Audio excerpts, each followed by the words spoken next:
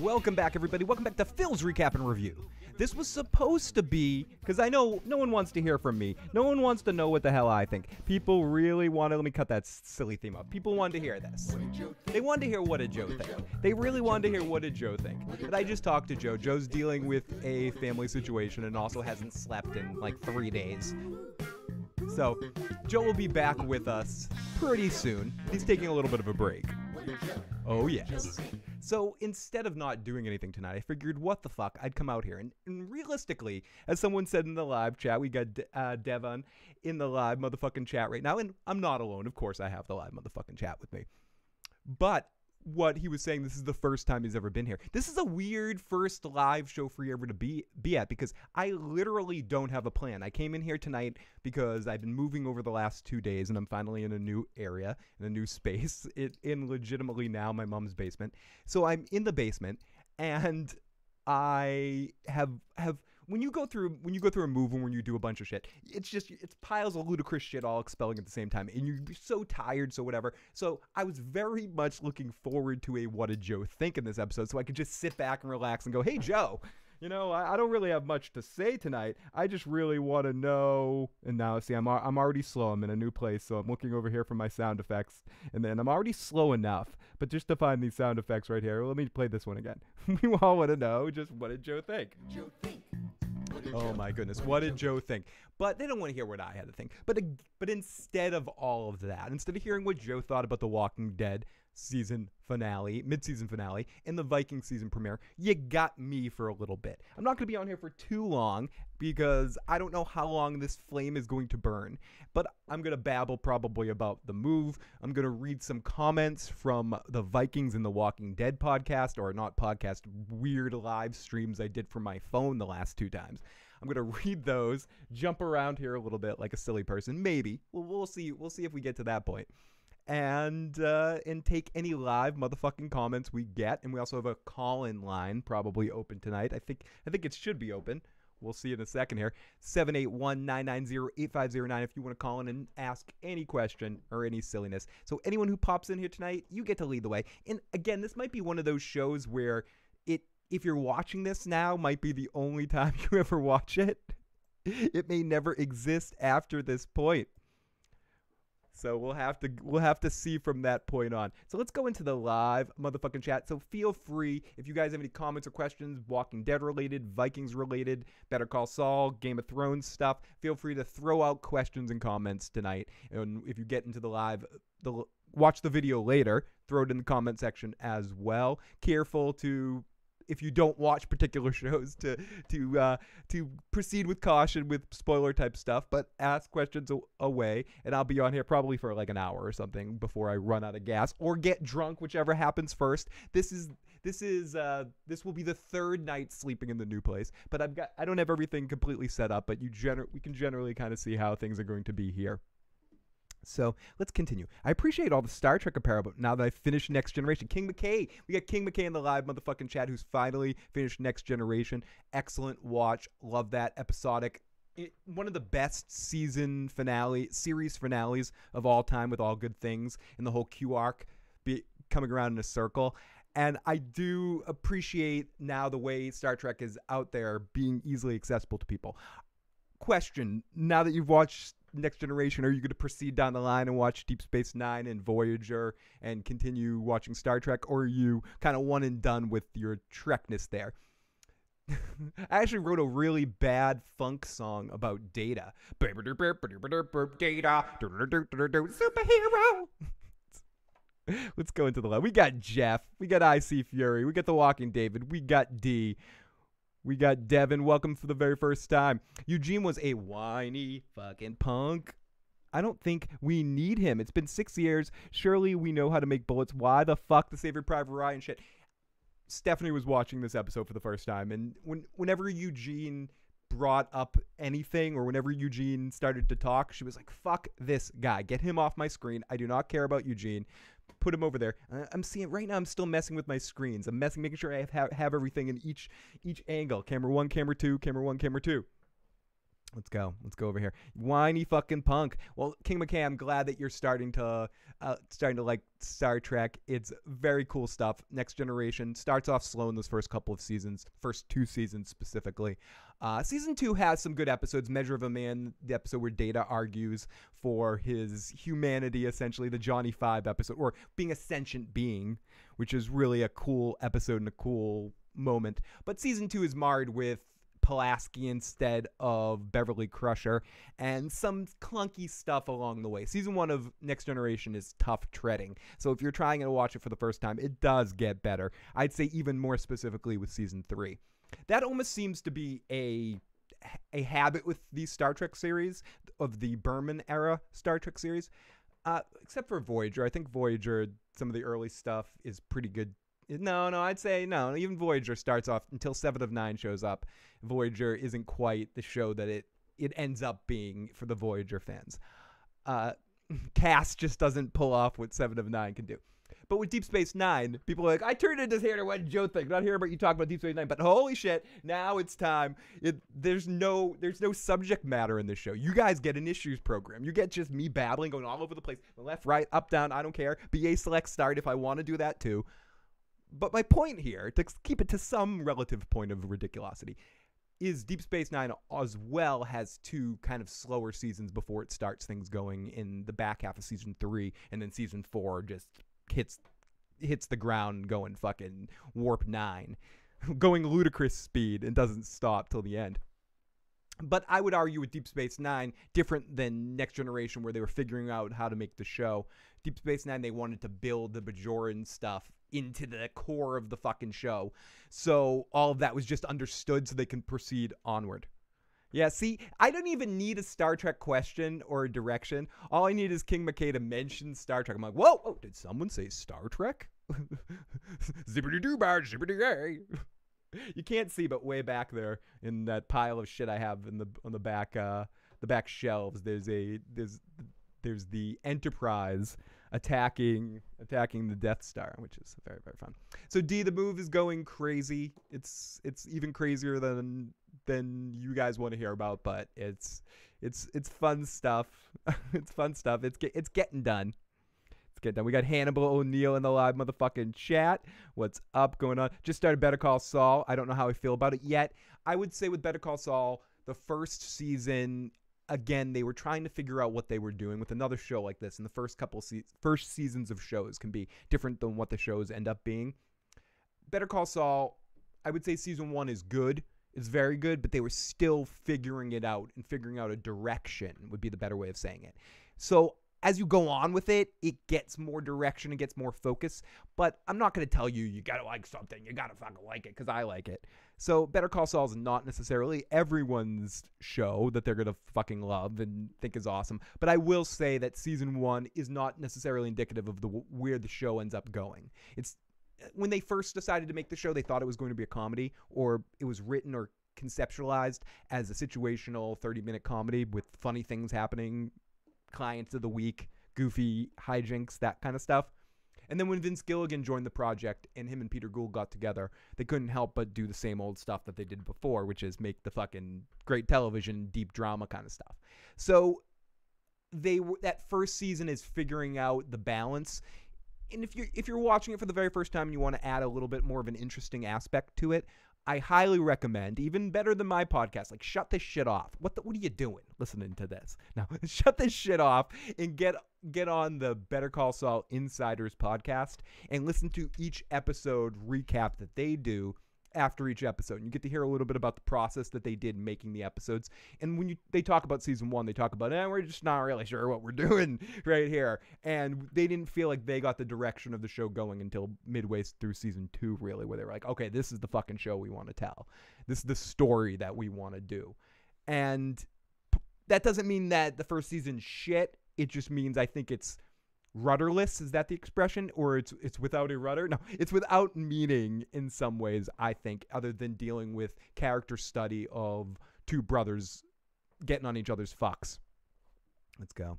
Gonna start Deep Space Nine now. A little confused in the Star Trek order after Next Generation. It's weird because Deep Space Nine actually starts during a Next Generation episode. I don't know if you remember the Next Generation episode where Doran Martell shows up for an episode when they're on Deep Space Nine. They're docked on Deep Space Nine.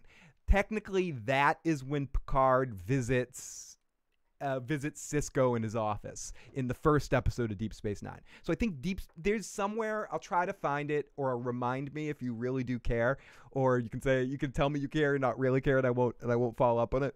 But if you really do care, somewhere, or if you want to do some easy Googling, there's a Star Trek timeline thing that explains where everything fits in association to this happens during Star Trek season 6, and then it goes into Deep Space Nine and then brings into the Star Trek Next Generation movies where it talks about where they were in line of what was going on with Voyager and Deep Space Nine at the time.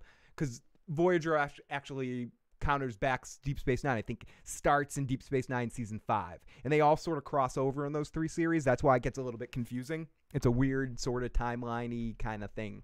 But it does. There's not, and I wouldn't say there's a lot of rewarding benefits of going back and kind of watching it in those orders, other than a couple of quick cameos of like, hey, this guy's over here. Hey, I wish Eugene met Lucille and kept Abraham. I think a lot of people are hoping that or wishing that at this point. But I think The Walking Dead's goal at this point is to make all the characters expendable, or any actor that may require some sort of attention and time. Fuck them. We make more. The Walking Dead, people will watch this no matter who we put on there, so it doesn't really matter. You know, the last episode was genius, everybody. It was genius. The Walking Dead's back to form because I care. No, and I'm not to say that I rewatched the episode again tonight. I do think certain aspects of that episode were done pretty well. I like the end part. I like the whole way that the Whispers have generally been handled up until this point. I think it's been effective. That being said, I don't have a lot of confidence and I don't have a lot of care for much of the characters that are still around right now, other than Carol. And I guess I care a little bit about Ezekiel vis-a-vis Carol, and Maggie's still alive somewhere. But that's what happens when you lose Rick and Carl to a certain extent. Even though I was never the biggest Chandler and Riggs fan on the show, the character of Carl meant something to me in this relationship with Rick. And when you remove those two from the equation, yeah, I'm a whiny fuck, but that's fine. I'll be a whiny fuck. I'll be the whiny fuck that this world is searching for. I'm going to get into being a whiny fuck in a second. There was one thing I wanted to talk about in this stupid feedback show, or this stupid issues program show, that probably people are getting anxiety listening to me talk right now, because I've been holding this in for a couple of days. This is me being around normal people for a few days and not being able to fucking talk. And even when I'm sitting in my living room and holding that fucking phone and going blah, blah, blah, blah, blah, that's still not this. That's still not holding this fucking microphone in my head, bouncing in this silly chair. It doesn't matter where I am. But this is the new room, as you guys can see. See, there's a television right there. Yippity-doo-dah, yippity-yay. I'm going to get a little couch there, and I'm going to be able to play video games for anyone who watches my silly video game streams. Eventually, I'll set it up like this, but I'll be able to play the games from here and get the same sort of audio set up. And then eventually, I'll do it through OBS too. But I got to get I'll figure out where my adapter is unplugged and do all that sort of crap. I'll figure that out later, but I just mean basically from the audio setup. And then when we do our live watches of things from here, when I get mad in here, I can kind of do it all from this area. And then that room in there, you can't see it right now. It's the jam room. And then there's another room to the side there that's a green screen, will be a green screen room. At some point, I'll take you guys on a tour. I got to get more webcams and set them up in each room so I can get a little switcher thing. It'll be a long process to save up the funds to do it all. But eventually, I will get it all up and running. And the silliness will commence.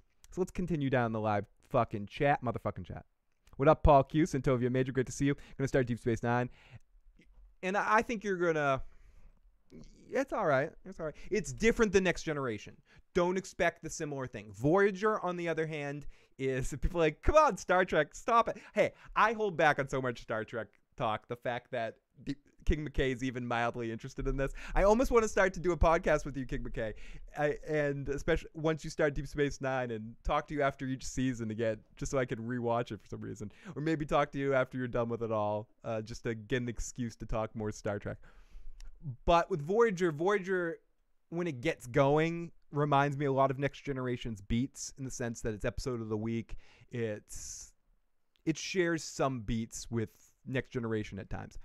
But I'd say Deep Space Nine is a different thing. It more resembles modern day television, where things feed into each other. Those first 2 seasons are a little bit more episodic, and occasionally there are episodes here, but it's more serialized than any of the other Star Trek series, except for maybe Discovery and parts of Enterprise, which Enterprise is that of which we not speak of.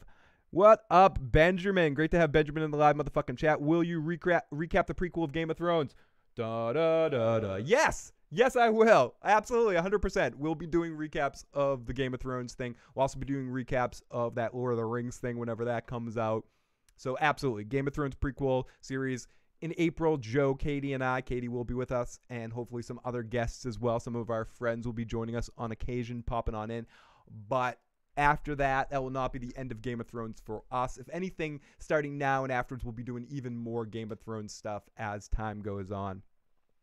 Congrats on the new place. Looks good. Thank you. Still setting things up a little bit. There'll be something on that wall eventually, thanks to the wonderful Nancy T. I'm going to put up Nancy T's amazing blanket up there in a second. And the wheel, and then my Ninja Turtle thing that you can see in the back will probably be hanging right around there. And you can see the wheel in the back. So it's pretty good. We'll figure it out. It's same old goofy asshole. So I'll figure the rest out. But I'm glad that everything's kind of situated in one room. So instead of having to for anyone that cares, if has been watching the channel for a while, knows that when we do those award shows or live watches, I have to set everything up in my living room, and that pisses Stephanie off and pisses everybody off, and there's wires hanging everywhere, and you guys can't really see it, but it gets all fucked up. And then if I have guests over to do those trivia things, like when we did the music trivia, it's all messed up too. And when I'm doing video games, I'm stuck in my living room too, and it's really kind of awkward, and I don't have this setup or this mic. And so to kind of have it all situated in one area is going to be fun and allow me to probably do more all at once. So fuck. But yes, look that timeline up. Rod purchasing, it takes more to Game of Thrones. Let's go. Joe thought it was crap.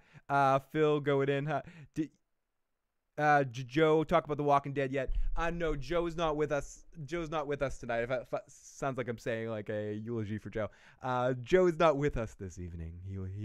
But Joe's dealing with a family situation. Hasn't slept in like 3 or 4 days. So what did Joe think? Unfortunately, is canceled tonight. Hopefully, we'll do a thing with Joe on Tuesday evening. We're going to try, or do something with him just after the next episode of Vikings, and he'll talk about the 2 episodes, and we'll somehow get him on at some point to talk The Walking Dead. He apologizes. I connected with him right before we started. But those of you that have seen Joe in Yanni mode, this was next level Yanni mode. He came on, he's like, hey, ready to go. And I said, Joe, get on there. We got to do it. And then Katie ran on, Phil, what the fuck are you doing? Stop forcing Joe to go live when he can't do it. And then I said, fine. He can have the fucking night off. Go fuck himself. It's not like it's a celebration or anything. No, I'm kidding. I told Joe to go get some rest because he was not looking. We don't want Joe if he's like, what do you think of The Walking Dead? Yeah, I thought it was okay. I don't want that. I don't want that. I either want him loving it and surprising us all, or going full Joe rage. Phil is going to Joe thought it was crap. Yeah, exactly. If we had a guess, let's see if we can figure out what did Joe think. This is what Joe thought. What did Joe think? What did Joe think? What did Joe think? Was it good, or did it really fucking stink? What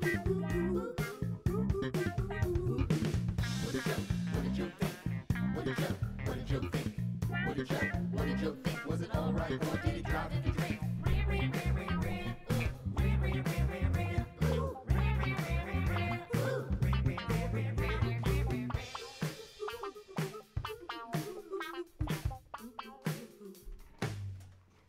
So yeah, so that's the closest you'll get to Joe to think. But Blair's right. He thought it sucked. Did Joe talk? So Joe did not talk about The Walking Dead yet. Sorry, Tom. I guess CGI. I love Voyager storylines. Good. My favorite Voyager storyline is Year of Hell. When you hear about some of the behind the scenes stuff, originally Year of Hell, which is with Red Foreman, was supposed to be for a whole season. And I think that would have been really fun. I think the problem I have with Voyager is I think some of the characters I find to be kind of flat, and also I don't feel like it always builds on some interesting storylines that it has. But I think in watching it in retrospect, it's a quality series. It doesn't drop off in the way that Enterprise does. It's just not my it's my least favorite of those 3 series. Easily. Big E, great to see you. I used to hate the original Star Trek, but now that I'm older, I can appreciate it more. Damn it, Santovia. I'm a doctor, not a podcaster. I mean, I'm a podcaster, not a doctor. Excuse me. Phil. Panama won the national championship for the 10th time. The biggest winner of it all. Can I get a shout out to Paramera? You know, I never asked for shout out, so fucking congratulations, Paramera! I don't know if I destroyed that name for you. So if you need to spell it out phonetically for me, Tom, definitely do that, or I might have not killed it. At first I thought you spelled it wrong, and it was Oh, we're gonna talk about that in a second, Big E. Hello. Oh, we got Lindsay in the live motherfucking chat. We got a lot of good friends popping on in. Thank you so much for joining me tonight. Sorry for those of you that were hoping to see a What Did Joe Think. Instead, you're stuck with my silly ass. Hi, Phil. Rewatching Spartacus on Netflix. It still holds up. I've never actually watched that. That was one of the things that was on my list that I kind of lost throughout time and just forgot about. And let's continue down here. Oh, Devon. Devon, I've been wondering, that was the thing that I wanted to talk about tonight. I was going to bring it in. We originally tonight we were going to talk with Joe about Vikings and talk to him about The Walking Dead. See, I blocked it out of my mind. But certain information has come. Sorry, the 9.1% beer is kicking into my brain stem now. I'm like, whoa, alcohol and not sleeping. So when Joe and I were doing our Daredevil recaps, I wish I was better prepared for this because I'd play a audio clip from our Daredevil podcast. I almost want to go. I could probably do that. Could I do that? Do I have the technology here? Let me turn the volume down so I don't put on some commercials here. But at the end of one of the, it might have even been the final one, I pontificated annoyingly, as I often do. That could be a subtitle for my entire podcast, pontificating annoyingly. So I said, wouldn't it be shitty if Vincent D'Onofrio, if this was the last time we see Vincent D'Onofrio playing the Kingpin in this Daredevil universe? And Joe put me on his lap, patted me on the podcasting belly. I mean, all figuratively, of course. Of course, dude. A horse is a horse. And he told me, no, there's no way Daredevil's going to be canceled. No fucking way. But in fact, Daredevil has been canceled. I wish they wouldn't use the word canceled, because canceled is just such a poor word. And I know not everyone likes the show, and I know there's some people out there in the world that are going to be like, good. And I know some of those people, and they're free to their opinion if they hate these series. I think Daredevil was very well done, and I'm upset that it will not exist anymore. And I'm a whiny little bastard about it. Let me get a little bit drunker, and I'm going to bitch and cry and moan nonsensically about it, because I'm fuckity pissed. It really fucking annoys me, and I'm not happy about it, and I don't care the rationale. I know Disney has their own fucking service, and this is what pisses me off too. Disney has their own fucking service coming out, and someone else said something along the lines of, Kurt Sutter put something out recently because Sons of Anarchy was taken off Netflix, and repeated to say, well, it's taken off because there's more streaming services coming that we're going to put stuff. So it's good, like Sutter's going to have his own streaming service that all his shows are on. It's like the Sutter Stream or something. Called Sutter Stream. Or I don't know if he's like putting him, or he's marketing to other places. So basically what's happening here is cable wins again. It reminds me of advertisers. Or it is advertisers, but whatever. It's the same thing. The fucking things, the machine will win. They'll find a way. Cable companies, you thought cutting the cords, all this cutting the cords. Now cutting the cord is basically a theme to get you to get these apps. And when it's all said and done, 5 television years from now, You know what's going to be? It's going to be worse than it was. The cable bills are going to, with all the apps added up, with everything you have to be able to pay and watch everything, is going to be so fucking expensive that it's not going to fucking matter. So, because Netflix doesn't want to keep paying to make these series because they have to keep making these series at a certain pace or Disney will own them again. I don't know the logistics of it, and I'm talking out my ass a little bit here without doing much research about this shit. I could read some articles or some shit about why this happened. But whatever reason it happened, maybe Netflix is cutting the fat a little bit and not wanting to have as many shows from outside companies and have just Netflix alone produce shows, because that's what we're turning into now, that each one of these apps is going to produce their own content or own their own content, and that's the only stuff you're going to be able to get on each app. So you're going to have to get each app to watch everything or pirate the fuck out of it to watch everything, which you shouldn't do. No, you shouldn't do it. You fucking better do it. Whatever you got to do to watch the shit. And it's going to be more expensive than it was at the height of your fucking stupid cable bill that everyone was like, cut the cord. And all the cable companies were like, please come back to us. We have bargain basement prices. Like, try to get a landline phone line right now. They pay you to get the landline phone line right now. It's going to get that point with cable. But because each one of these apps, which is great in concept when they all were sort of streamlined into one or two that you could get generally everything you needed, but now it's going to be, no, you got to get Showtime, you got to get FX, you got to get the Disney one, you got to get the Marvel one, or no, that's going to be the Disney one. You got to have the Netflix, got to have Amazon because the Lord of the Rings series is coming on. And then I also really want to get this new FX one that they're going to relaunch that's going to have all, I don't even want them all, but I'm just saying it's going to get to that point and it's fucking stupid. And this is all, and all of that's associated with why Daredevil's been fucked. Whatever. I'm just babbling. It's a babble show. We want Joe to be able to rant, so we will wait. I'm too drunk and baked. I'm sorry. I'm being more... you're not... Tom. Actually, you're being sweeter than normal, Tom. Not sweeter than normal. I mean, you're always sweet, Tom. Tom, you never have to apologize to me, motherfucker. I'll just call you a motherfucker. Hello, Tim Gersh. I'm sorry. I'm way behind in the chat. I missed Worf slightly judging Clear. Hi, Worf. He is. He's right back. He's judging. He's standing over me going, this man is silly. Out of all the all the characters from fiction, I'm not going to Yosemite Sam myself here, as I tend to do when I can't get a word. Out of all the fictitious characters in the universe that could possibly hate my show, my podcast, who could possibly hate it more than Worf? I don't think many people could hate this podcast more than Worf. He would give me a iTunes star rating. He'd dislike every one of my videos. He'd have complained, his hijinks are just stupid. Why can't he be more serious? Fucking Worf. What an ass. Did you take a tour yet? If so, fuck, do it again. I have not taken the tour. I don't know how to do the tour with could I... Maybe I could do it this way. I'm going to try to do something unorthodox here. Let's see if I can orthodox something on here. Let me my orthodox here. See if it's possible. I don't think it's possible to do some unorthodox. I think I screwed things up already. I did. What I want to do is call into my own show. I don't know if we can do that. Let me see. I can't multitask. I'm trying to talk. I'm trying to do shit. Oh, fuck. What the fuck? Upcoming. Let me go to upcoming, bastard. Upcoming. Start this crap right here. Let me invite myself. Oh, my God. Am I really going to do this? Is this possible? Let me invite the Issues Guy. Wait.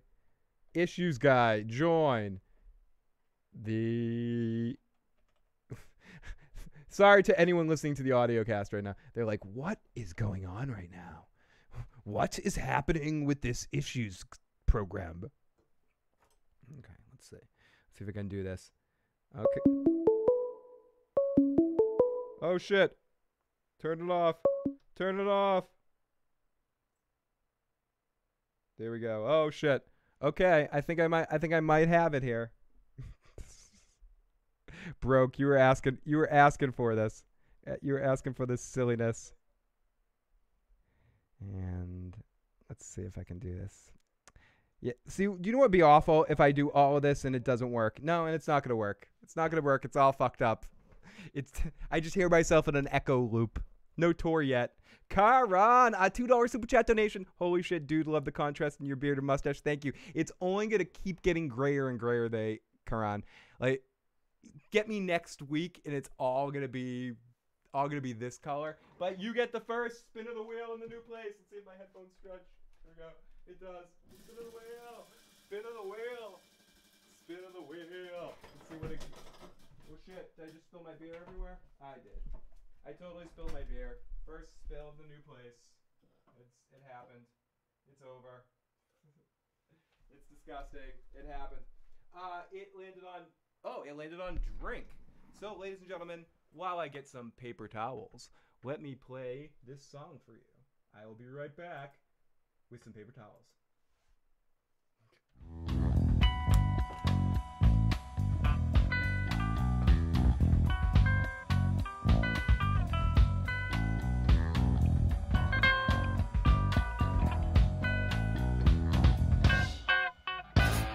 Lines up in my face.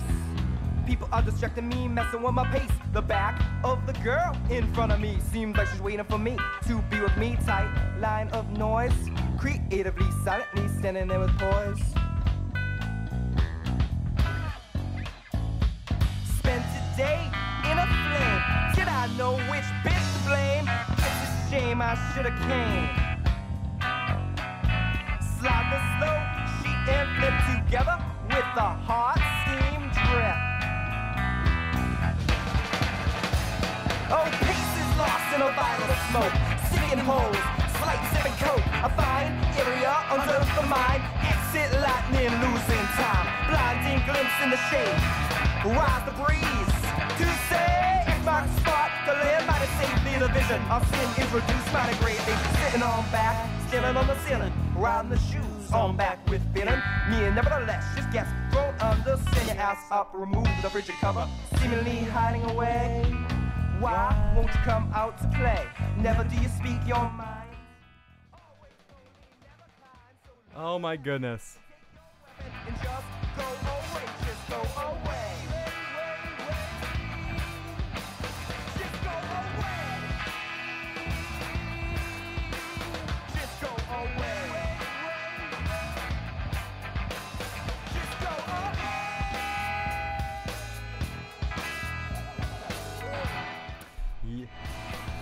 Yes, it is. 1 second. Tired of the places people are putting me, busting out rhymes and singing just what I see. Wait for a time, a place where I can be smoke my herb while I meditate peacefully.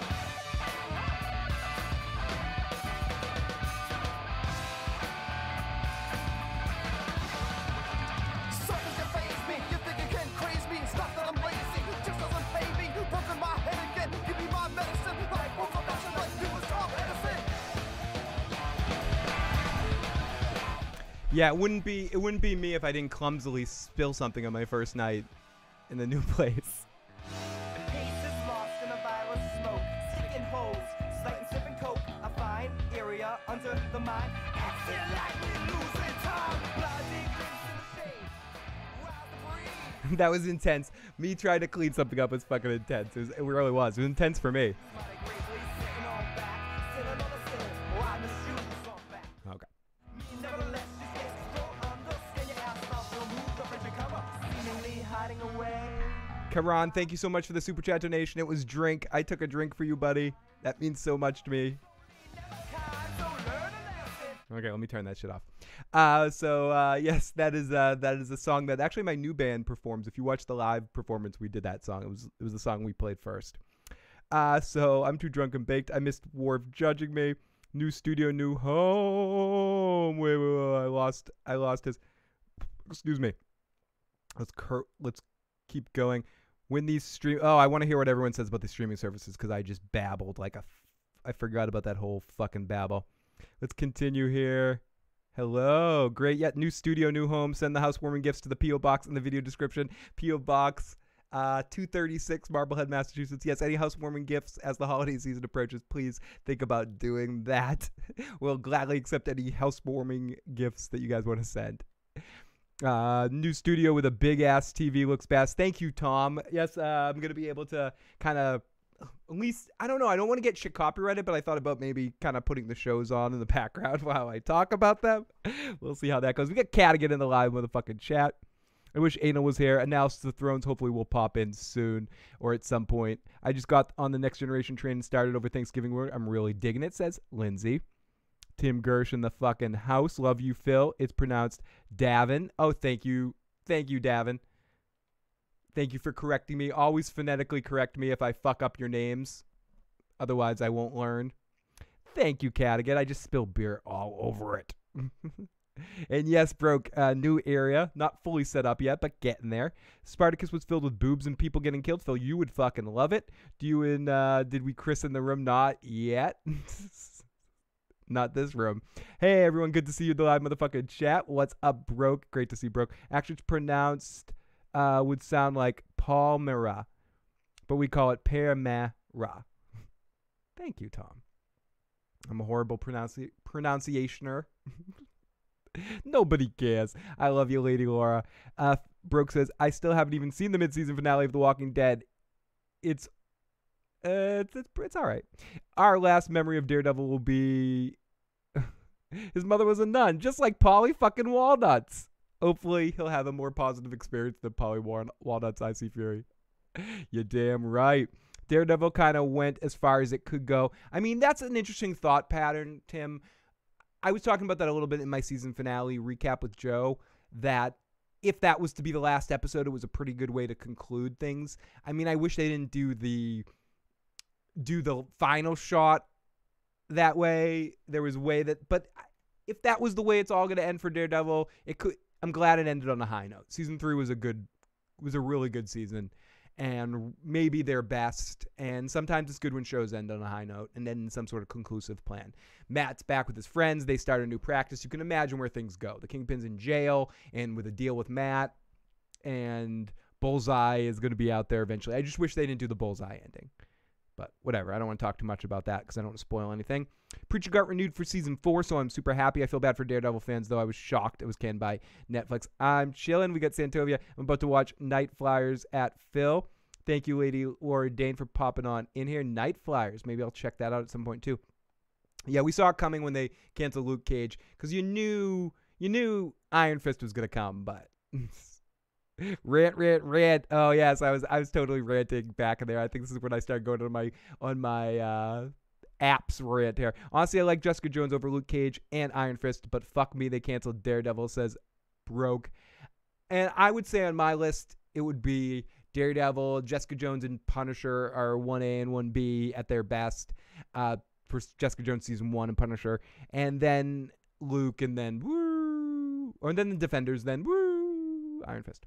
If you're watching SOA on Netflix, then you don't watch it on demand on cable. Maybe that's why. I don't know. I hate all these fucking bastards, says Lady Lauder Dane. Are we moving to an inflated version of pay-per-view? That's what I think so. Disney so. I think it's going to be very similar to that I see, where all TV is going to be set up in this fashion, and we're going to wish for the days that we could have some cable fucking bullshit, because it's going to be so much fucking money to balance and juggle all these fucking balls in our face. I mean, in our hands. I'm already thinking, it's going to smell like beer down here. It's the pirate's life for me too, Broke. Cynthia, when these streaming services keep certain Lindsay, Cynthia, Lindsay knows when I say Cynthia, I mean Lindsay. See that CY at the beginning. With these streaming services keeping certain content to them only, it's going to get to a point where people will revolt and start pirating. Then that bubble will burst. #.com version 2.0. Disney Stream is for Star Wars fans. I'll start pirating again, says Patricia. Well, yeah, it's fine when it was just Netflix and Hulu, but now, I love how you dodged my invite. I love you guys. Karan, I can't wait till Ivar is dead. Dead Ivar. I think Joe probably would have said a similar thing if he was on tonight. Lady Glory Dane, I have cable and I want to cut the cord, but I don't know how to watch anyway else, unfortunately. There are ways, and you just need to, I would say, look into, if you really want to start to cut the cord and look into a good direction, just to be able to keep watching your broadcast TV, look into the PlayStation television thing, the PlayStation View, Sling And what's the other one? I've never used the DirecTV one, but those are a good way of kind of half going in both directions. Ironborn, yes, I'm major Ironborn with this, Paul. Phil, did you take the tour yet? I'm finally catching up to that point. I tried to take the tour. I tried to do it, but I'll figure out a way to do that on a phone stream. I did it on the Patreon stream. I did a quick tour, but once I get everything fully set up, I will figure a way to do it. I think what I was trying to do would work if I just call into the show on my cell phone and then put it live on the air, but it takes a little more setting up, like pre-setting up. Speaking of pirates, anyone seen the Black Flag any good? I've heard nothing but great things. Timo, our lovely Miss Timo, has been trying to get me to watch that for years. And Analysis, I believe, as well. A lot of people have said, especially the final season of that, is exceptionally well done. Lindsay says, I don't mind the variety of streaming services since there should be competition. What I do take issue with certain shows being exclusive to that streaming service. As usual, Lindsay puts things a lot more eloquently than I did right there, where I don't mind them either. Competition is good. A lot of the lesser known apps are free too, and I like that. But it shouldn't be everything's going to be inclusive. Like, you can only go here to watch X and watch Y, and you can't watch it in a package, and you have to pay every $9.99 for 9 or 10 different things. The next thing you know, you're paying $150 just to be able to watch all the shows throughout the years that you want to watch. Hey, don't do it. I rewatched Next Generation and Deep Space Nine recently, says the Dwarf Burger. Here's where he starts hating on Deep Space Nine for me.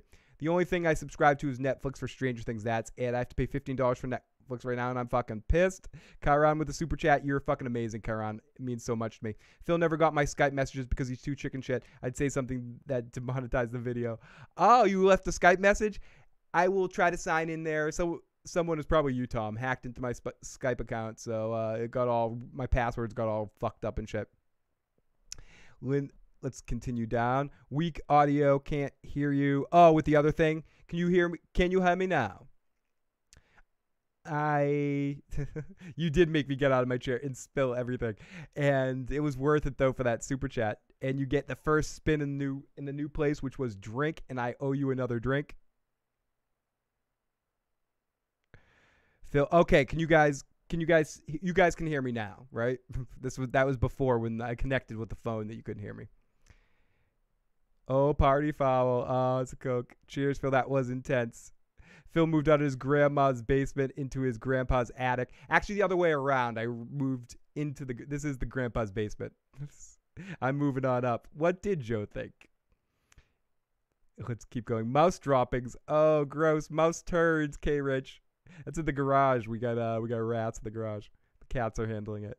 Super warmer. Oh, number one, Worman. We got Mike in the chat. A lot of people didn't like Game of Thrones at first. I'll give Night Flyers a couple of episodes. I do not like The Punisher, said the Lady Lord Van. Me either, broke. I've seen one of these shows. Only superheroes I watch is Flash, and that's average at best. Flash is average. In all those CW shows I understand are average, but I like them anyway sometimes for their ridiculous, for their cheesiness. It's like embracing a Saved by the Bell in a sense. They're like Saved by the Bell with superhero costumes. All we need is AMC. Everything's scrolling through. All we need is AMC. Too bad their subscription is fucked. So I'm scrolling through. I'm trying to having some scrolling problems, motherfucker. Too bad their premiere is only available. Okay, you hear my ass. Oh, and then YouTube announced also that their content, like Cobra Kai, they realized that Cobra Kai is a hit, and they want people to watch it and not have to pay and complain. So they're going to show all their YouTube original shows for free, just showing ads that you don't have to subscribe to YouTube Red, then YouTube Premium, whatever they changed the fucking name to. And they also said they wanted to do more shows, but they're not doing produced shows. They're doing more content with YouTube creators. So okay. So hey, I know I'm not that big, but come on, develop a show with me. I got some ideas. Why do I say ear every time I say the word idea? No. YouTube seems to have a good TV service. They do as well. I thought you were talking about something else, but yes, I've heard YouTube One is pretty pretty good as well. And also what I said, they've decided to start just letting people watch that shit. So you're not going to have to pay to watch Cobra Kai season 2. You're just going to have to watch ads. His daughter is annoying. The main villain is kind of dumb. I don't get how the Flash just can't stop the bad guys before they even say a word. He gets taken out by some weather chick. Fucking stupid. Just bought a new OLED TV and has something called Sling. Is that what you mean? Yes. Sling is a built-in app. If you subscribe to that, it will give you live television. It's for cheaper prices. They have different levels depending on what you want to get. No, this isn't a paid advertisement for Sling. I've used generally all of them. Sling is one of the better ones of those because it's one of the cheaper ones. Not every program's there. Is it perfect? No, but it works and allows you to get some live channels and watch stuff. And I don't know if Sling has a basic DVR, and I don't think it does. It might now, but I ended up settling on the PlayStation one as the one I mainly use. PlayStation View, just because I have a PS4 and it works really well connected in there, and it ended up being it has a DVR included in the package. It's a little bit more expensive, but that's the one we have now. But yes, Sling built in that. Look that up. Look at the different packages. I think the blue one is pretty good, but then they have a second one that's that's like $5 more expensive, and it's a bunch more channels. I mean, it works. You're not going to get everything you need, but if you're looking to cut your big cable bill, it's a good way of supplementing what you want to get out of your TV experience. Either Sling, the YouTube one, as they mentioned, the DirecTV one, or PlayStation View. And usually most of them are available through all the apps. So in your OLED TV, you should be able to download any of the apps unless they're certain company specific or something. So, and I agree with Mike. Dumb people on that fucking Flash show. Well, you can use my I use my gym membership for watching cable. I hear it's not the big bad for the entire season. Ooh, we're talking Flash discussions going on in there. I use Sling to watch AMC, a nice little package for networks. Oh yeah, $25 a month. I'm thinking moving over to Philly, same network for only $16 a month. Oh, cool. I thought you were talking to. I totally promote Philly. That's me. You know, Flash's daughter is hot as fuck. Says Broke. It's just naturally in good shape. Pizza and Monster Diet and chicken wings. You're making me fucking hungry. Let's scroll down. Let's catch up here. Sandwich time. Oh, I need to take a sandwich time. I got the free trial and watched Cobra Kai the first day. Canceled YouTube Red immediately. That's what Joe did too. It's worth it though. It's worth just ordering and canceling for Cobra Kai. Yep, YouTube wrote The Karate Kid in 1879. Awesome YouTube show. Followed Joe and Phil for a week. Did any of us pay to watch Cobra Kai? I don't think so, no. And I think they learned it eventually, and they learned that they got some positivity from Cobra Kai, and they want to keep going with it, and they want people to talk about it and not talk about how they're not going to pay for YouTube. They want people to talk about how they love Cobra Kai. So it makes sense. Just show the ads. I don't give a fuck. Show me ads. Just give me Cobra Kai for free. Even though I'd watch for free anyway. Let's go. Let's go. Up, up, down, down, left, right, BA select, start. So is Last Kingdom. Last Kingdom's another show I keep meaning to watch. Definitely over this winter, I am going to give that a full watch. Let's keep going. Scrolling down this motherfucker. Scroll down this motherfucker. Sasha's a turd person. Good point, Mike. What did Mike say? Oh, yeah, Cobra Kai, yes. Absolutely. Abso-fucking-lutely. So this sandwich break is brought to you by the band Frightening Dick Theater. Frightening Dick Theater is a band out of the 90s. They were silly bastards. They eventually did play a little bit in the 2000s as well. But for the most part, they were just relegated to 90s music. So let's play this song called Motion by Frightening Dick Theater. I will be back in 2 shakes of a monkey's turd.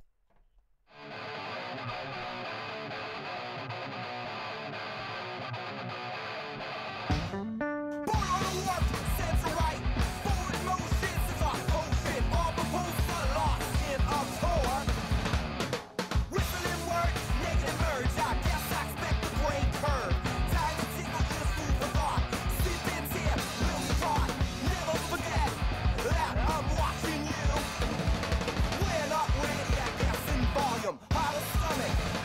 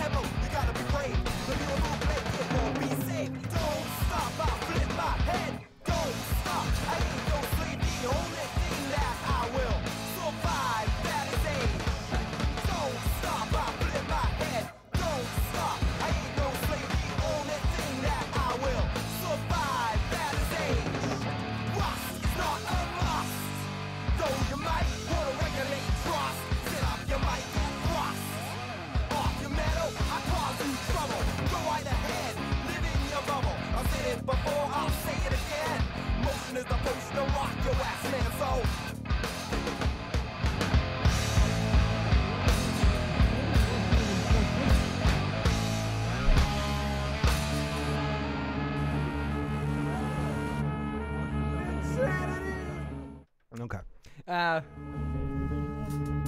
What's going on now? So, what I'm going to do now is I'm going to go to the comment section of the last couple of videos and read some comments. By all means, keep the comments coming in the live motherfucking chat. I'll stick to the live motherfucking chat. Frightening Pingy Theater. Pinga Theater.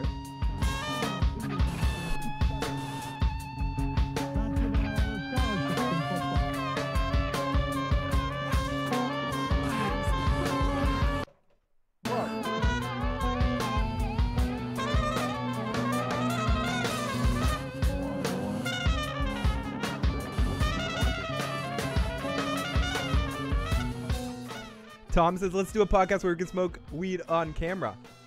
420's coming.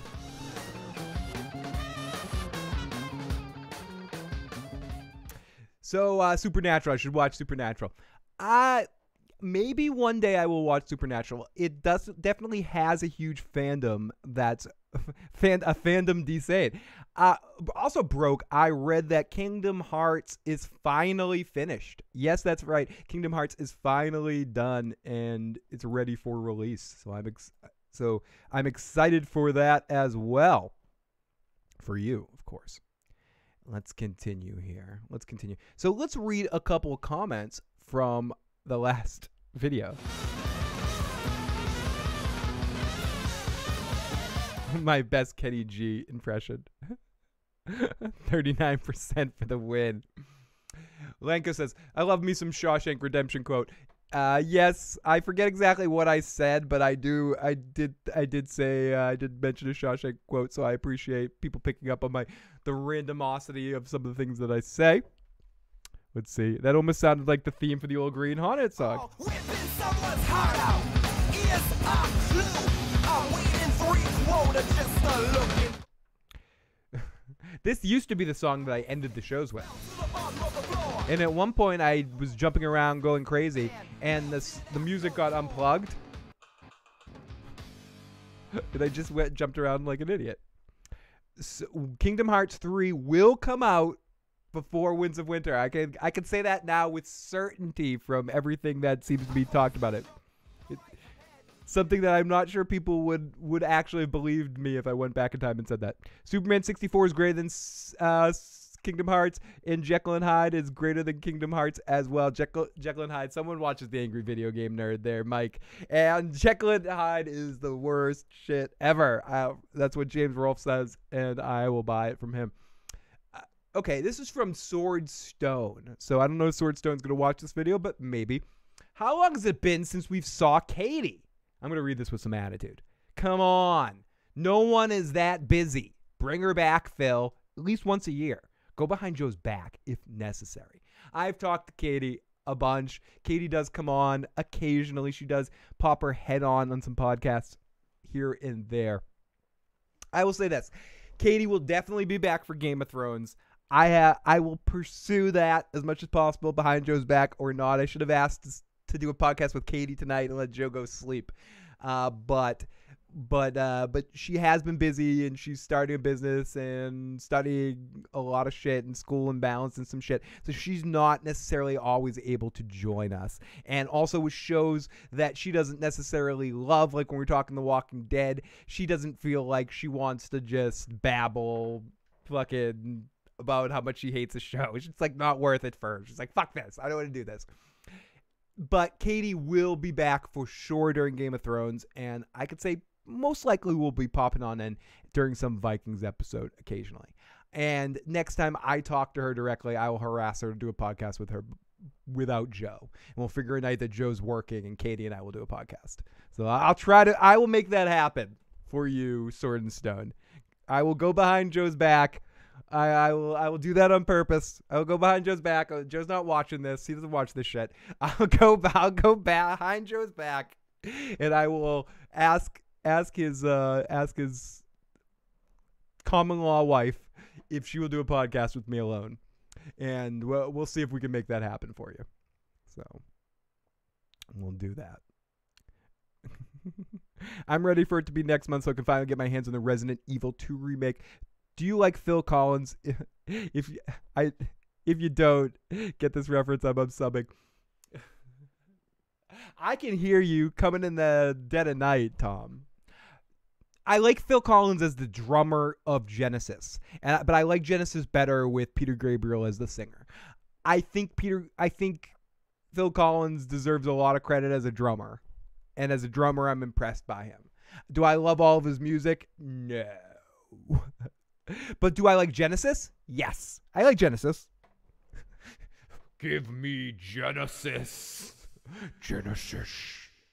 I was frozen today. But I do appreciate him as a drummer, especially as someone now when I vocalize and play drums at the same time. Notice how I wouldn't say the word sing. I definitely respect what Phil Collins does, but some part of me groups him in with Michael Bolton and all that douchey 80s cheese ballad crap that those dudes did. So it kind of takes away some of the zest of some of the more edgy stuff that Phil Collins did with Genesis, and Genesis being kind of like a cool band. But like the Phil Collins of that early 80s Phil Collins, this like movie soundtrack Phil Collins and sitting on a hill singing, it's a little cheesy for me. Not that I don't like cheese, but it's a little crap. Oh, it's next month's remake. Let's continue through with it. Oh yeah. Phil, you're never alone when you have Worf. Worf's always on my shoulder. And I thought about taking that out and putting it in the other room, but no, Worf always needs to make an appearance somewhere. Suburban Commando, yes, I was frozen today. And it was sort of a subtle Star Trek and Suburban Commando reference because I was quoting Christopher Lloyd, who also is the guy in, I believe it's Star Trek 3? No, it's Star Trek 2. Well, no, it's not Star Trek 2. Oh, you fucking dumbass. It is Star Trek 3 that plays the Klingon in Star Trek 2's fucking Wrath of Khan. Fucking, let me turn in my Trek card right there. Says give me Genesis. American Psycho. Oh, Bale. Pat Bateman gives out album reviews before killing people. American Psycho reference. No, Phil Collins sucks. I like Genesis though. I'd be lying if I said I didn't like him as a drummer when Peter Gabriel was the singer of Genesis. Especially that first Genesis album, I think has some serious balls to it. I think 80s Phil Collins sucks, but I can come in in the dead of night. That's a good song. You know, I think even awful songwriters or whatever have good songs. But Genesis was an awesome band. I agree with Lady Laura Dane. I like Peter Gabriel on his own as well, but I don't always love Phil Collins on his own. But I do love me some Genesis. Yeah, Doc Brown played a Klingon, and he also was in Suburban Commando. Okay, out of all the out of all the Hulk Hogan movies, which one was the best? I almost want to say it was Suburban Commando. No Holds Barred was all right. You got Tom Tiny Lester. It was a shitty movie, but it was seeing that in the theater as a kid. It was kind of ridiculous.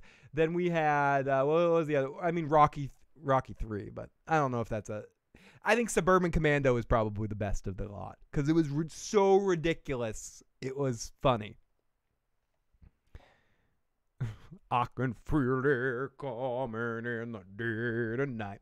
So there was a little bit of a discrepancy with some of the opinions of the Vikings episode and some of the live motherfucking chatters. And I, for one, am never someone that can say, oh, my opinion's fucking great. Fuck you. I'm not going to read your fucking opinion.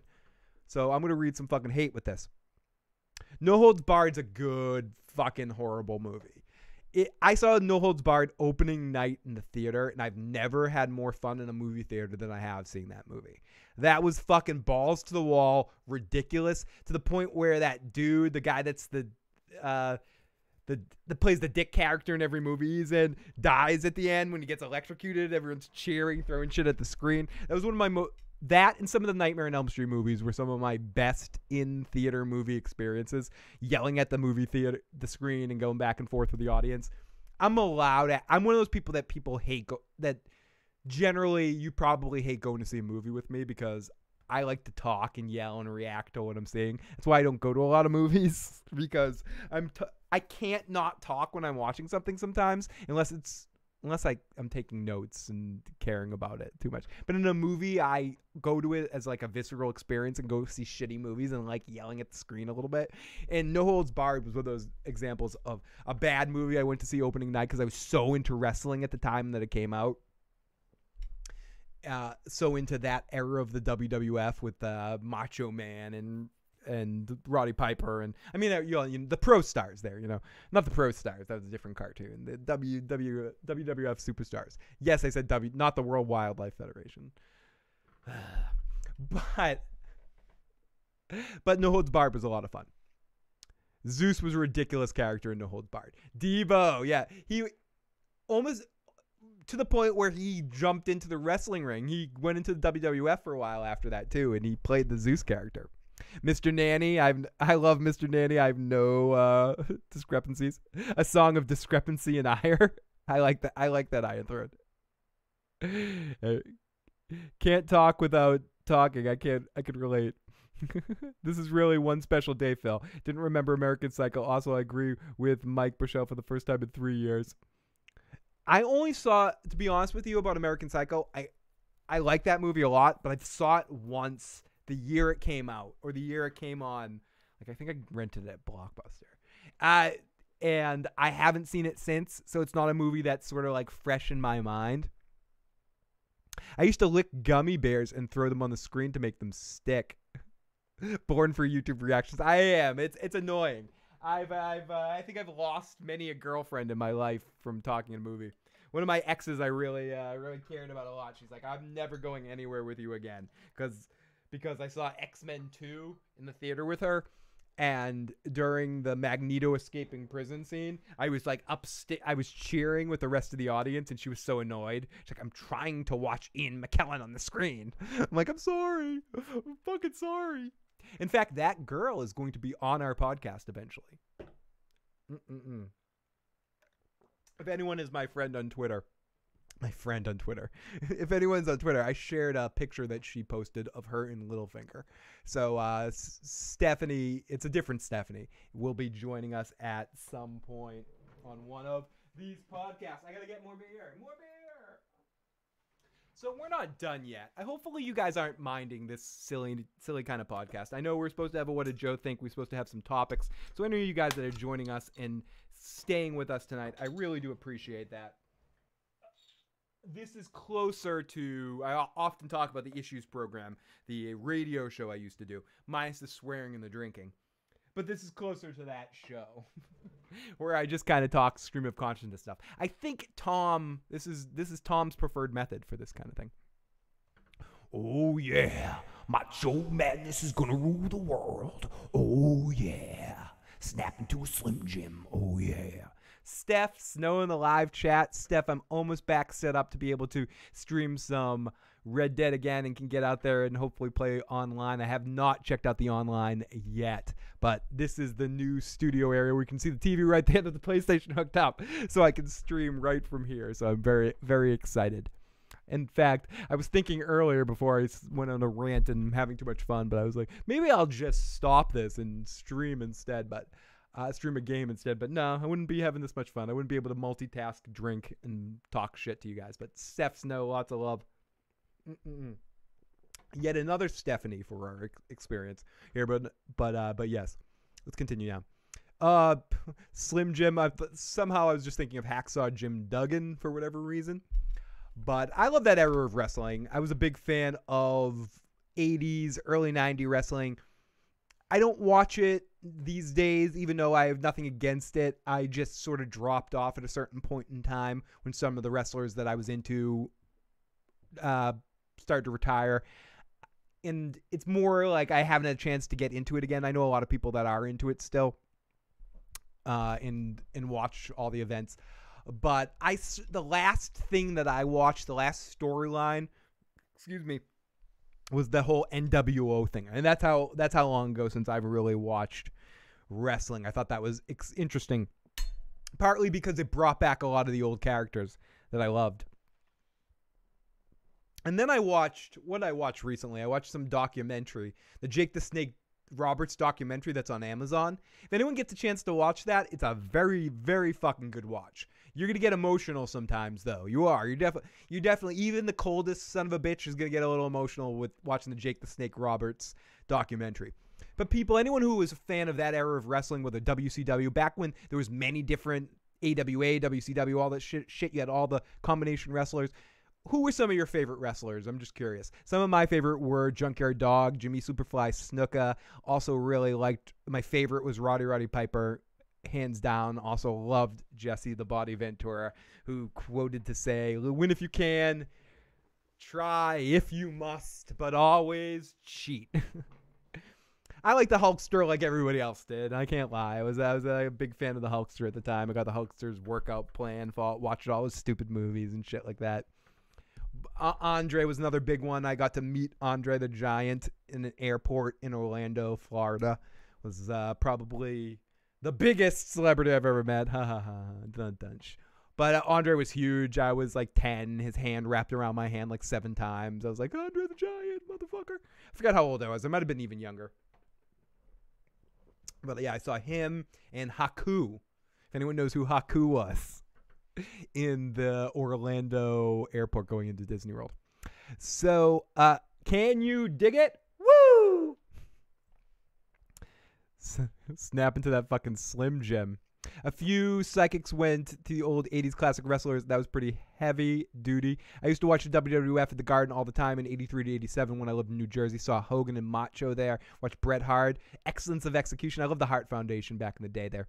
Besides Patrick Bateman's album review of the cheesy 80s music, like Huey Lewis and the News, Genesis is priceless. I watch here and there with the WWE, but it doesn't have the same passion anymore. Fuck John Cena. Rest in peace, Andre the Giant. Such a nice person. Great documentary on Netflix, on HBO as well, about Andre the Giant, if you can watch that. Phil, are we the same age-ish? You're probably a lot younger than I, Steph Snow. Let me know next time or message me. I don't know if you want to put that public out there. I'll tell you. But I'm an old man. I'll be walking in the cane. Look at this gray. Look at this gray. I'm probably a lot older than you. It's a real trip on time, especially when you know that Christian Bale emulated Tom Cruise's odd behavior on the Letterman interview. With the Katie Holmes Letterman interview. I was too young in the 80s to appreciate wrestling. I did watch WWF in the era of Stone Cold Generation X with The Rock. That was a really good generation of wrestling. I didn't watch it there, but a lot of the carryover from the generation that I was into.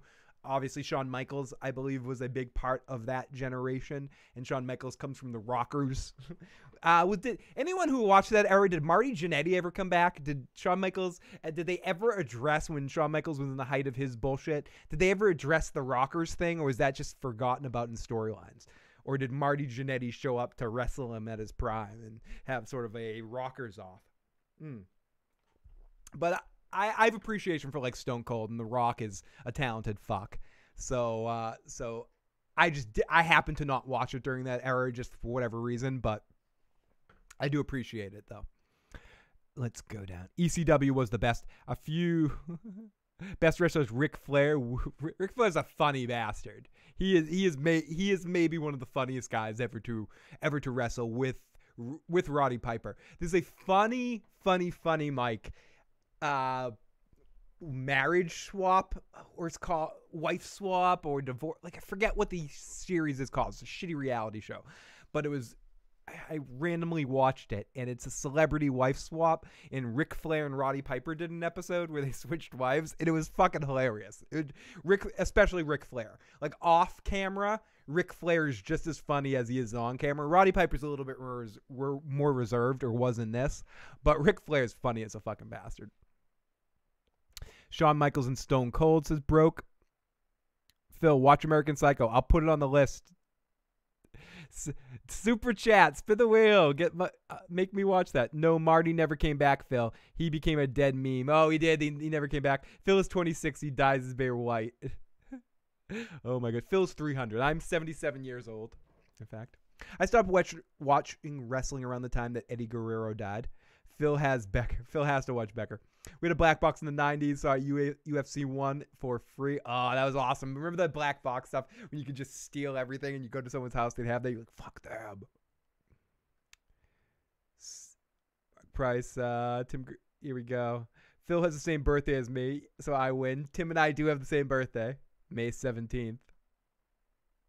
Happy birthday to us. Ding dong, the witch is dead. Zippity doobity doo boo boo boo. I am older, Steph. Ding dong, the witch. No, Marty never came back. I have Mad Gray too. I just used Lady Tricks to hide it. This wasn't this gray, but I started to go gray in here in my probably early 20s, and I just fermented it for like many years. And then I started saying fuck it at a certain point in time. At some point very soon, sometime this winter, I want to grow my full beard out, not just do this fucking trim shit, because I want to see how much of the full beard is gray. I want to like just take like 3 weeks or a month and just... It should have been in November because of the Movember bullshit, but fuck that. I'm going to do it in March for Mustache March. I'm going to grow a beard because punk rock, dude. Punk rock. Fuck you. This beer is good. I'm a fan of this beer. The beer I'm drinking tonight, everybody, for Ommegang. If you don't know Ommegang is the brewery that brings you the Game of Thrones beers that really should sponsor this podcast. I would love a real sponsor of this podcast besides just you awesome super chatters who sponsor us, that get us drunk and let us have some fun. Thank you to our super chat donator tonight. But this is Ommegang Gnome Gang Blonde Ale. It's 9 point. I thought it said 9.1 earlier. 9.5% alcohol, and it does not taste like it. So this is a good one. Ommegang, motherfuckers. So let's continue here. Shawn Michaels, X-Pac, Triple H. That's all I remembered of the Generation X. Ric Flair's the dirtiest man in the game. Low blows. He'll hit you in the eye, A couple of times they did address the Rockers. Jannetty came out of the crowd to challenge Shawn to a title match and won a couple months later. So Marty Jannetty did come back, Mike. Okay, good. I'm glad they at least brought him back. That props to you, Vince McMahon, or your storytellers for writing that shit then. Phil has never told me how old he is exactly. I'm old. Yo, I came here late. Were you guys keeping counting down on how many times Phil said ultimately because I'm drinking that mad game? I think it's on 20 tonight. Ultimately, Tom. Ultimately, I gotta say that ultimately I really like this new place. Ultimately, the Lannisters, Mouth of the Beast. But ultimately, Phil, just don't do it. You're old as fuck. I got gray and my beard is 28. Yes, do it, beard. Grow the beard in a top knot. Grow a Tormund Giant's Bane beard. Maybe I should grow a beard for the Game of Thrones premiere and like just find the time that I grow it all through March into April and then just have it out for grow like a Game of Thrones beard. I don't know why, but maybe I'll do something like that. We'll try to figure it out. Where do you purchase Whole Foods? You could go for cold ale. This I got at, it's called the Craft Beer Cellar in Swampscott, but it's usually at most liquor stores will have it if they carry Ommegang. It's especially it comes and it goes. I never know when they're available. Generally speaking, most of the Ommegang beers are great, but this is one of my favorite. I've had like a beer and a half, and I am definitely fucking drunk. Steph Snow, it's weird in Massachusetts. You can't buy alcohol in supermarkets. So it took me a second to kind of adjust to what you were asking me there, because for whatever reason in Massachusetts, you can't buy booze in supermarkets. Most supermarkets. There's a couple that you can, but not all of them. Ultimately. Drink. Well, Phil, I would not believe you if you told me your real age. I'm going to have the Santa beard. I'm very curious. This should be a bet on the podcast. How long before this is all gray? How are we talking 6 months? The next time I shave it all, like every single time, it's gonna get a little. It's gonna be fun to watch. It's a funny line on Deep Space Nine where Martok meets his wife for the first time, and she goes, "You're looking old, Martok." He goes, "Yes, I'm degrading at a rapid pace. It's beautiful." So this podcast, you're going to get to see me degrade at a rapid pace, and it's going to be beautiful. No shave protest until season 8. Maybe I should do that. I gotta figure out my schedule. Certain things I do need to shave.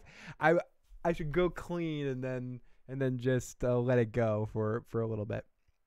Yes, I agree, Steph. Phil should not be allowed to own a razor. I don't think I've ever seen Phil with a man bun. There was one show where one of our old viewers that doesn't really check things out anymore urged me to please do the man bun. I believe she even donated to make the man bun thing happen. So I did wear it. I want to say it was a Walking Dead review last year.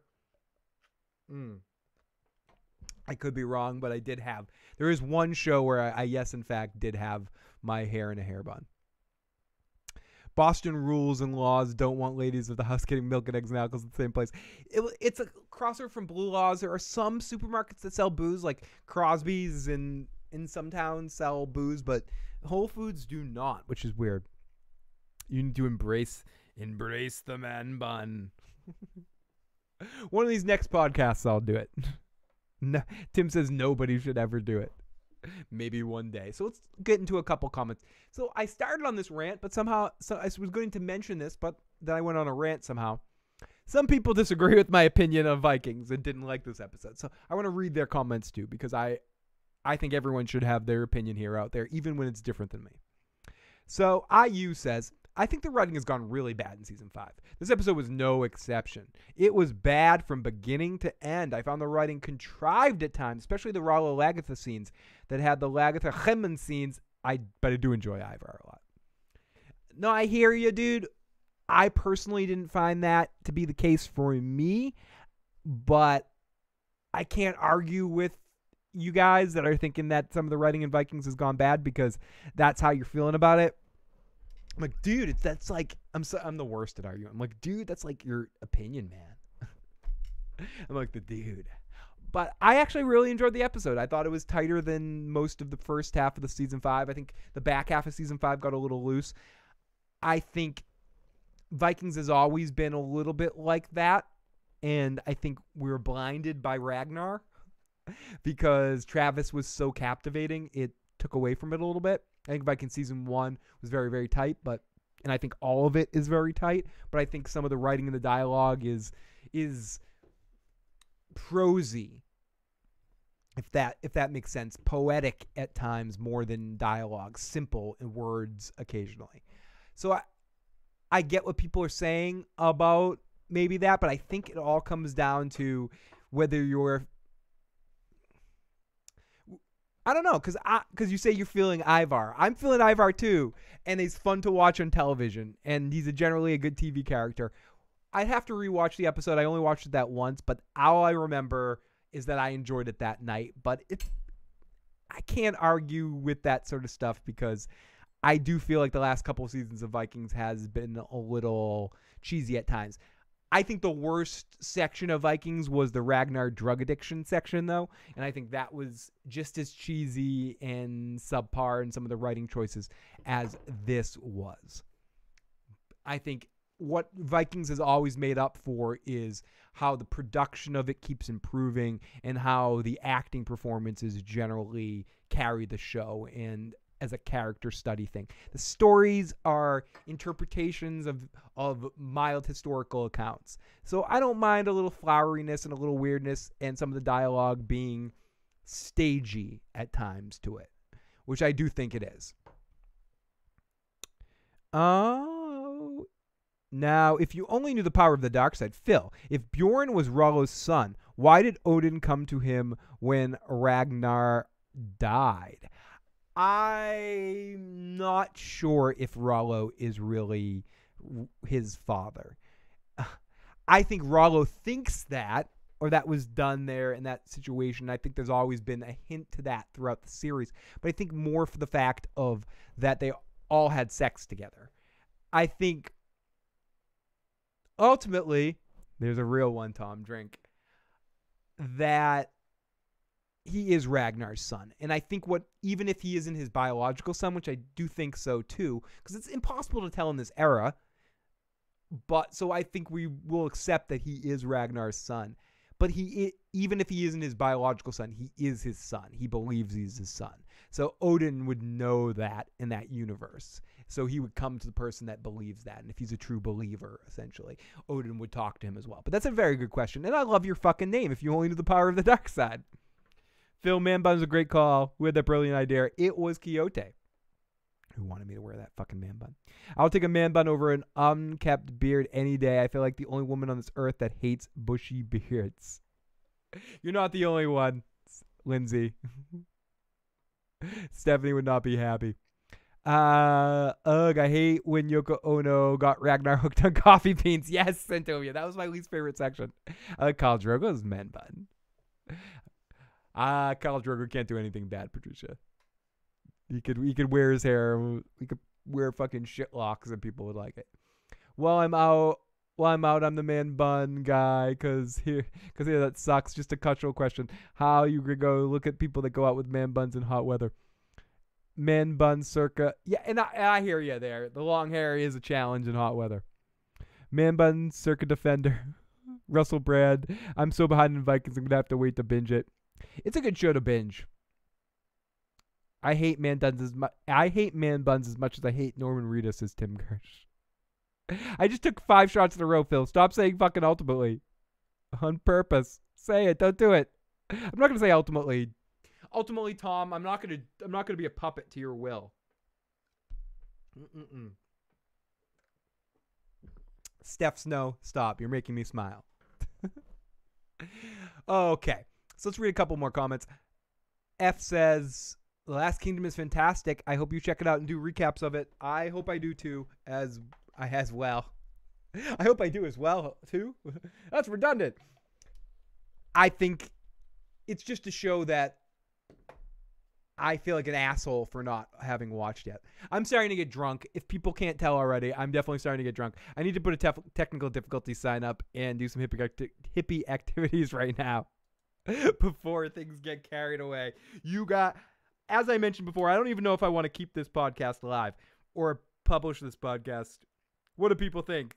Keep this live forever for people to watch later? I think I have to, right? I think I have to. But ultimately, I do have to say, I must say that I'm going to take this.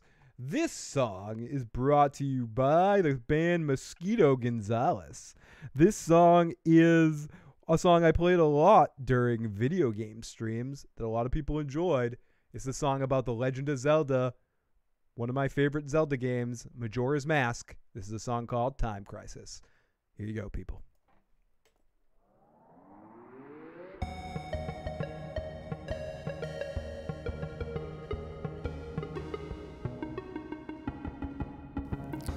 Grab your sword and shield.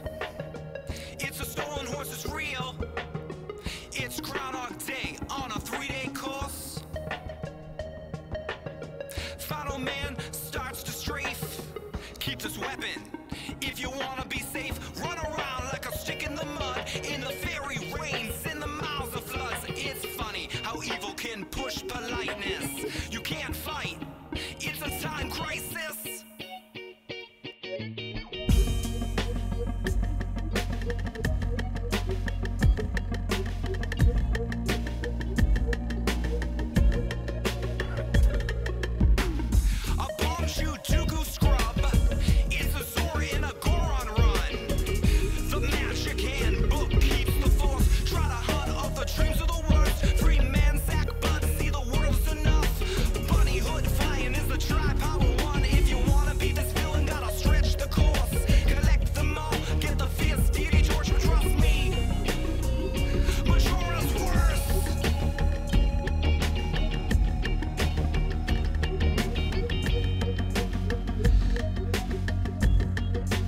Steps out.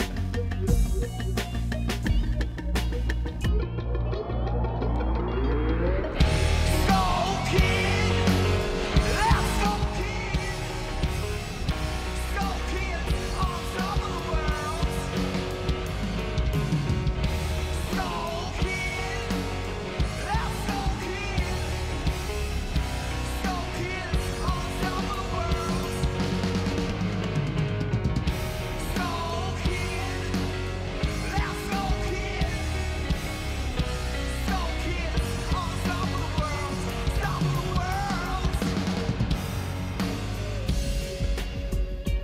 Ultimately, I stretched my mind. Ultimately, I tried to break it. Ultimately, I got Tom real drunk. Everyone drink when I say ultimately. Underestimated.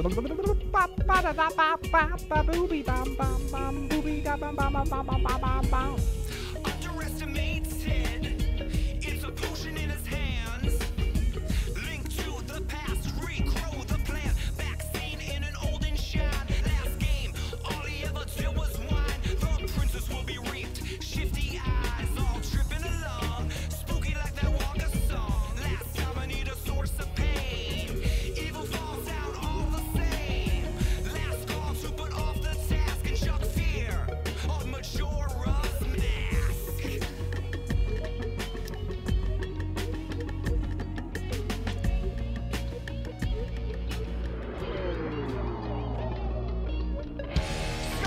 Kid, let's go kid. Skull Kids on top of the world. Skull Kid, let's go kid. Skull Kids on top of the world.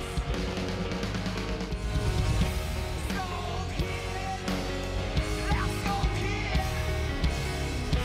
Skull Kids on top of the world.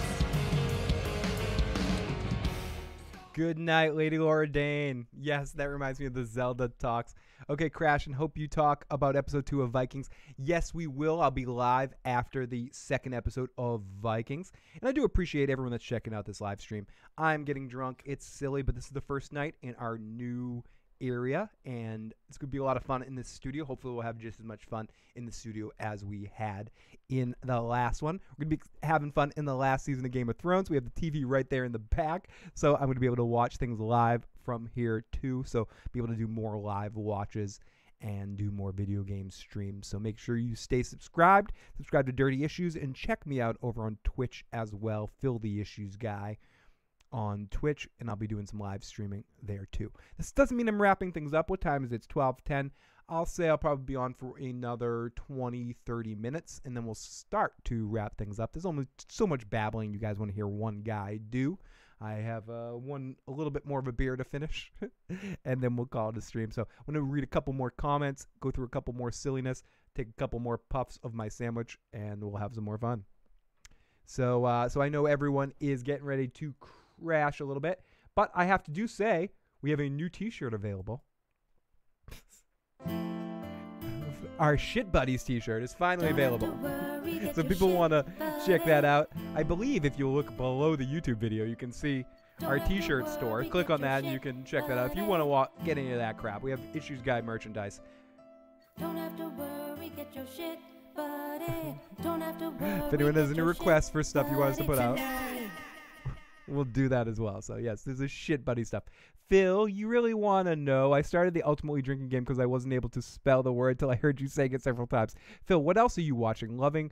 How are you moving? Did you get rid of a lot of stuff? What are you most excited about to set up to refresh? Okay, there's a couple questions there. Phil, what am I watching?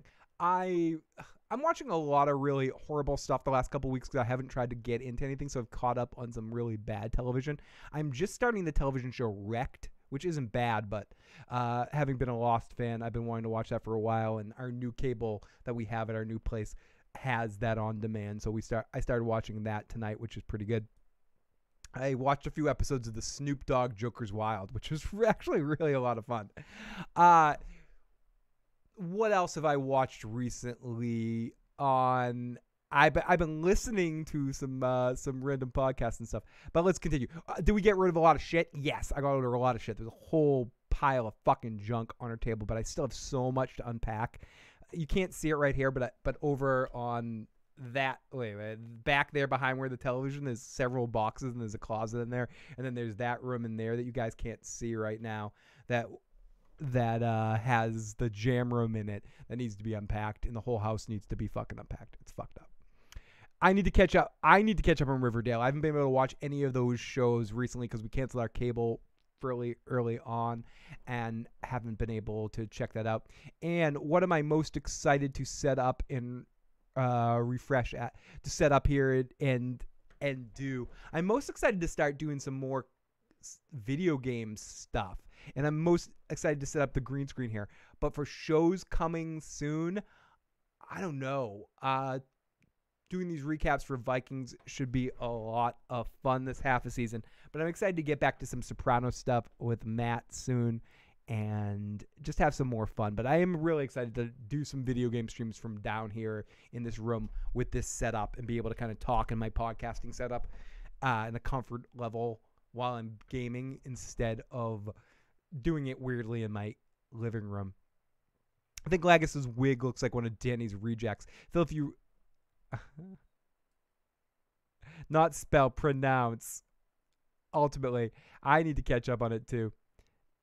So that is your answer, shit buddies. If you don't have cable, you can download the CW app to watch it. As we were talking, fucking app, fuck you. So I did want to talk a little bit more about the Daredevil thing. It's a shame that Daredevil was canceled. Do people think that there's any way that we could see Vincent D'Onofrio playing the Kingpin in a Spider-Man movie in the new Spider-Man universe that's here? Could Marvel steal D'Onofrio here and put him in movies?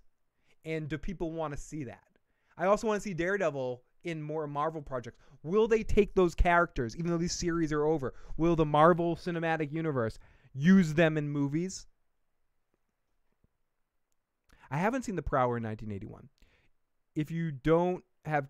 I wonder what Robin Dole is doing. I died to do the hair on Vikings. Was Daredevil PG-13? It was more R than PG-13, I would say. Not X, but R. But I would say who would be the most likely is another question. I would say Vincent D'Onofrio is probably the most likely from this universe to show up. Sinister Six versus the Defenders. Could one of them show up on a Secret Wars movie? If the next Spider-Man movie after the one that's coming out is Spider-Man Secret Wars, and I know who he invites in the comic and all that stuff, but if he selects the Daredevil because he knows about him in Hell's Kitchen, so he picks the Devil of Hell's Kitchen. Could that work to bring them into the universe? I don't know. I'm curious if we're going to see those characters again. What do I think of the PG-13 Venom movie? I did see Venom. I could talk about Venom. I liked Venom. I thought it was a fucking fun movie. I like Tom Hardy. I like the character of Venom. It wasn't true to Venom exactly. Was it a perfect movie? No, but it was a lot of fun. I generally had a lot of fun watching Venom. Did you see Fantastic Beasts? Johnny Depp was good, but the movie kind of sucked. I did not see Fantastic Beasts. Daredevil with Ben Affleck and Jennifer Garner was horrible. It was horrible. The director's cut is a little bit better catting, but for the most part, it is fucking shit. Phil, I gotta say, it's good Daredevil was done because I hate seeing the show go too long. I hear you, Tim. I don't think there was any sign of let up, though. And I think as long as there was good comics to kind of do interpretations of, it could be done well. But you are right in the sense that a lot of shows do go too long, and it would be a shame to see something like Daredevil be overdone. How many times can they do the Kingpin versus Daredevil, and how many times can they do it over and over again? So I hear you, and we got three, as Joe would say, 2.5, but we got 3 good seasons. Phil, you want to talk about Venom tonight? I'll talk about Venom. I think it was a fun movie. I especially like how Tom Hardy did all the voices. I think Tom Hardy's a sick talent in all the things he can do. If you want to see a really good Tom Hardy movie, watch Bronson. If you've never seen Bronson, turn off this podcast right now and go watch it. It's a fucking hilarious fucking movie. Especially you, Tom. You would love Bronson. I can say with certainty that you would love this movie. So check it out. I think it's fun. I think it's a decent representation of the character, not the best ever, but I generally like all the Venom aspect of it and him talking to himself and having the voices together. I think he does that aspect very well. Are all the subtle points perfect in the movie? No. God fucking no. But that's okay. Movies don't have to be perfect. Nothing has to be perfect to be entertaining. Entertaining and perfect are two fucking different things. Breaking Bad, generally perfect. Fucking, I'm just trying to think. Sons of Anarchy, not perfect. Definitely not perfect. Still fucking awesome. You don't have to be perfect to be fucking awesome. Do I wish I had Danny DeVito's home phone number? Danny DeVito is one of those guys that if I could pick almost anybody to be a permanent part of this podcast as a co-host, Danny DeVito would probably be on that list. Venom, 6 out of 10. First half was a bore. I would go with that. Broke. I'd probably say 7 out of 10. So we're close. D'Onofrio was the best actor in the whole Netflix group. No arguments there. I see Fury. And he's the one I'd be most upset if we never see again. Because I feel like they've done everything they possibly could do. They could do more. But they've done every tentpole moment with Matt Murdock in Daredevil. Jessica Jones had one excellent season. Luke Cage had 2 very decent seasons. Iron Fist never existed. Parts of the Defenders was good. It happened. It's all good. You know, Vincent D'Onofrio, the Kingpin. There's so much more they could do with that character in so many different superheroes and so many different storylines as him being the Kingpin that I hope to fuck that someone casts him again in that role. That I wasn't right in saying that was the last time we're going to see him playing the Kingpin. I want to see him again. But if I had Danny DeVito's phone number, I would call him right now. Crimes of Grindelwald was okay, but doesn't hold a candle to the other Harry Potter movies. However, Johnny Depp was the highlight of the film. I haven't seen that yet either, and I was very curious about it, as I am a fan of the Harry Potter movies. I didn't read the books, but I am a fan of the movies. The actor who played Iron Fist said that he was about to get a super suit right when the show was canceled. He even went in for fittings. So I think, thank you, Howling Wolf. I have a restaurant around me called the Howling Wolf. It makes me hungry reading your name. That what makes me think that this was a sudden something that happened. There was some sort of change where Netflix decided to change the way they do business, or they decided that they had to go in a different direction, or I don't know, because I don't think people keep saying it's the Marvel Disney streaming service that's coming out. Those shows are not showing up there. They've already said that. And as long as Netflix kept making shows, they had rights to the property. I think it's Netflix's business model is changing, and they don't want to have outside company. They only want to have Netflix made shows. American Vandal was canceled. I know it's a completely different thing, but I love American Vandal, both seasons of it. It was canceled because it's an outside production house doing it. They only want to do Netflix-based shows and want to kind of eliminate a lot of the fat. And I'm sure these series are very expensive. So they're deciding just to say, fuck it. I think. I don't know. I'm suppositioning. I haven't researched this at all. I'm talking out my ass. But which is the funnest, the most enjoyable, the funnest, is the most fun place to talk out of on occasion. So, the actor played Iron Fist. Let's go. Any thoughts on the first seasons of Mayans? I only watched the first couple of episodes. I need to catch up on and watch the whole season. I will give my thoughts once I watch the whole season, and I will binge watch it. It didn't hook me at the beginning of the season. I didn't think it was bad. It just didn't hook me, for whatever that's worth. I am going to give the whole season a shot when it's all done and it's up on some streaming service to watch. So I don't want to badmouth the show, but from what I saw, the thing that I didn't like about it is it didn't seem to have the sense of humor that Sons of Anarchy had as well. It seemed to take itself very seriously, and I wasn't buying in quite yet. It seemed like more of a highlight reel at times and not a show.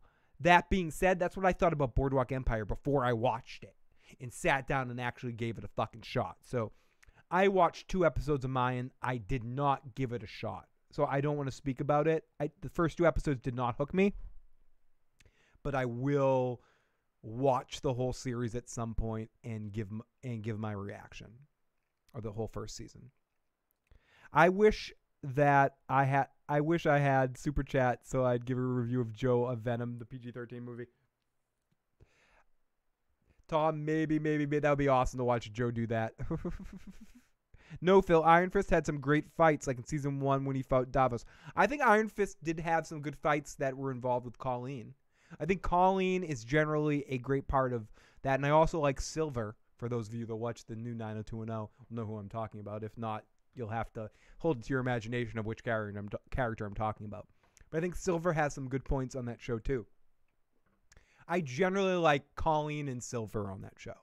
And I think Iron Fist comes down to casting. I said it before and I'll say it again. If Stephen Amell, could we have traded? If Stephen Amell was the Iron Fist and Finn Jones was Arrow, maybe that would have worked. Holy shit. What's going on here? We've got Jay. Jay, what's going on, buddy? Can you hear? Wow, I didn't actually expect you to answer. I know. It's all fucked up, huh? So is Walking Dead not playing tonight, or did y'all just, get sick enough to not, actually do podcasts over anymore? No, Walking Dead's not playing. It's past the mid-season finale. They're on hiatus. So what's tonight's topic? Tonight's topic was Joe was supposed to be on to share his thoughts, but he has some family shit going on, so he couldn't be on tonight. So tonight's topic is just anything you want to ask about. I've just been free-forming it. It's bullshit. Oh, okay. Bullshit. Well, then, in that case, I think the Daredevil and the all the Marvel Netflix shows is just a preemptive strike by Netflix because they are pissed that Marvel is taking all their shows off, taking all their movies away. Oh, to go to next Disney. year, and that they're basically trying to say, all right, you're gonna take all your movies away. Well, we're going to cancel every one of your shows. Okay, so I think Jessica Jones and Punisher will be canceled next. Yes, I think they're each going to get one more season, and then they're going to get canceled. They basically said they were already in production of the Jessica Jones season 3 in Punisher, so they're completing them, and then they're going to cancel them. I think you might be onto something, that there's a little bit of fuck you, where Netflix is saying, yo, we were the first motherfuckers to do this. You assholes are all trying to copy us, so you want to fucking take your shit and go, we're taking our stuff and we're going home. We're gonna do that shit. Go fuck yourself. We're gonna fucking cancel your canceled shows. I mean, I'm not sure I completely agree with you, but I like the way you're thinking as always, Jay. And also, I don't think it's gonna hurt them that much. Some people are like, well, they're cutting their nose off to spite their face. I think that the Marvel Netflix shows have lost a lot of their luster. I don't think people are as excited for them as they were a year or two ago when you first started playing. I definitely don't think they're as excited for them when they had the first season of Daredevil. I think that ever since they've had Defenders, which was to me was the most huge disappointment ever. When you have a team-up show, it should be more exciting than the other shows, not less exciting. And Iron Fist, I like the second season of Iron Fist, I fucking hated. They took the only part that I liked in the first season, which was Colleen or whatever doing street fighting and kicking ass or whatever. And they gave her powers, yeah. Completely bitched her character. They made her character like a total pussy. I love her in season 1. I love her in season 1. It made me unlike the show, because now I was just sitting there man, fast forward. I really hope you get something good now. And then the ending was you get an Iron Fist, and you get an Iron Fist, and you get an Iron Fist. And it was the way they ended with Colleen having the Iron Fist, and then Danny Rand getting the Iron Fist back. It's so what's stopping that other dude from just getting an Iron Fist of his own? Everyone because, gets. He could just go find another dragon somewhere, kill it, and then have an Iron Fist of his own. Everyone. And also, it was really stupid, the way he won the fight to be Iron Fist anyway. And once I saw that, I was like, this sucks. So you mean to tell me the only reason he's Iron Fist is because his dumbass father stopped a fight that was supposed to be to the death or until someone quits? This was the dumbest way to make the show go anyway. So I don't know. I was kind of okay with all those shows being canceled. No, I hear you, Jay. Great call from Jay as always. I think Jay's onto something where when he's saying that there was something with the Defenders. There was something with the fact that everything got built up to that, and when you got Iron Fist, which was a disappointment to a lot of people that first season, even though I do like Colleen in that first season, I think then you went into the Defenders, which was almost Iron Fist season 2. It burst the bubble of those series. I would argue that Daredevil season 3 is maybe in the conversation, and Joe and I said this, and I agree with it, even with the hyperbole being over with, that Daredevil season 3 is right on par with Daredevil season 1 and Jessica Jones season 1 and Punisher as the best of those series. And no one cares. No one gave a fuck. So people liked it, but no one really truly gave a fuck the way they did when Daredevil season 1 came out, and there was a lot of hype around it. And then you got Jessica Jones, which was really good, and then Luke Cage season 1 was good. I wouldn't say really good, but was good. And then you get Iron Fist in the Defenders, which sort of stops it, and then Luke Cage season 2 is pretty good, and then Daredevil season 3 is fucking awesome. I mean, Punisher's in there too, which was fucking awesome. But Punisher almost feels like its own thing altogether. But, which I hope this isn't, we only get one more season of John Barenthal playing the Punisher, which I hope that isn't the fucking case either. So, I agree with what Jay's saying, his thesis there, that people don't care about it, and maybe it was the best time to end things in some way. But I do think it's a shame, because Daredevil season 3 was really good. Really fucking good. Maybe could arguably the best of all those seasons. So yes. And yes, Jay, I have the phone lines open. So if anyone wants to call in here, we're going to start to wrap things up, trail off here, as we've been going for a couple of hours here. So no, people, it's just me. I'm just babbling. I'm going back and forth. So feel free to call in 781-990-8509. 781-990-8509. Either call or leave a voicemail, and if I don't get to your call, I will definitely take your voicemail. So let's scroll through the live chat, catch up with the chat here a little bit. Let's say, damn, Rant, Jay, Rant. People loving. That's a good point. I originally thought, why would Netflix do this? But I have no doubt they made bank off Stranger Things so they can afford to drop these Marvel shows. When Phil titles his videos feedback show, the fuck am I supposed to know which show is feedback from? The problem was this was a What Did Joe Think episode, so at the last minute I just titled it feedback show. I'm going to retitle this video again, The Issues Program Daredevil Rant, or something to that effect. If I post this, which I am going to post it, whatever. This will just be an issues program. I just put feedback show because I need to come up with something real quick, and I wasn't feeling very creative. And Brooks loving Jay's you get an Iron Fist, everyone gets an Iron Fist. I think Jay was in the zone right there. I think we were all feeling Jay right there. Damn, Jay, kicking ass. 2 old movies. Well, you were season 2 with the stupid Iron Fist weapons, and Danny has the Iron Fist and she gets the Iron Sword. Fucking stupid. Marvel had 4 misses in a row. Iron Fist, Cage 2, Legion, and Humans. Night Phil. Hope to see you on Red Dead. Steph Snow. Have a good night, my friend. Whoa. Legion is better than Iron Fist and Luke Cage and Inhumans. Oh, we're getting some good stuff in the live chat. I left a message says broke. Says Jay. The purpose of the show is to mind fuck you. Have a good night, Steph. Going to start to wrap things up anyway, and hopefully I will be playing some Red Dead tomorrow night around 10:30 p.m. I'll come down and stream some Red Dead online for the first time and do that on my Twitch channel. So if anyone wants to check that out, you can check me out at Phil the Issues Guy on Twitch. Tom himself says, I met this chick on my grandpa's funeral. She's a friend of my cousin. My question is, can you start a long-time relationship with a chick you met at your pup's funeral? Yes. I actually met Stephanie at a funeral. And if you're worried about, I met this chick in my grandpa's funeral, she's a friend of my cousin. I think a funeral is a decent place to meet a girl because you have a foundation of a real kind of thing where you both show you care about some shit.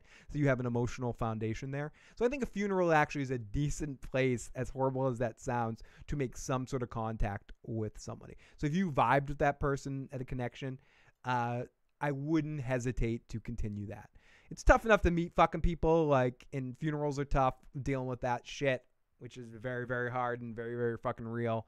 So if you made any sort of connection with someone and got a vibe with them, I wouldn't be like, hey, I met you at the funeral, but I'd find an excuse to talk to them, and you have a thing to talk to them about and start the conversation and share your thoughts about the shit that you went through together. You get chicks at a funeral more than a wedding, says Broke. Love line with Phil. Love line questions. I'll take the love line questions. Anyone has any relationship questions, we will take them here in the back half of the show, happily. Let's listen to Jay's voicemail. Jay left a voicemail here. Let's listen to this shit. Sorry, Mr. Call. Jay, let's listen to this shit. My only problem with Punisher is Karen. Like, I want Karen to die so badly. Like, I just couldn't believe it. Like, I really want them to kill that character. And also, hey, how's your new digs? It looks like you're in a basement. Like, is it easier to do this show and like not like wake up Stephanie or your dogs or whatever now? Because looks like you're doing this podcast from the basement now. Is it better like sound insulated or whatever? I'm just curious. Later.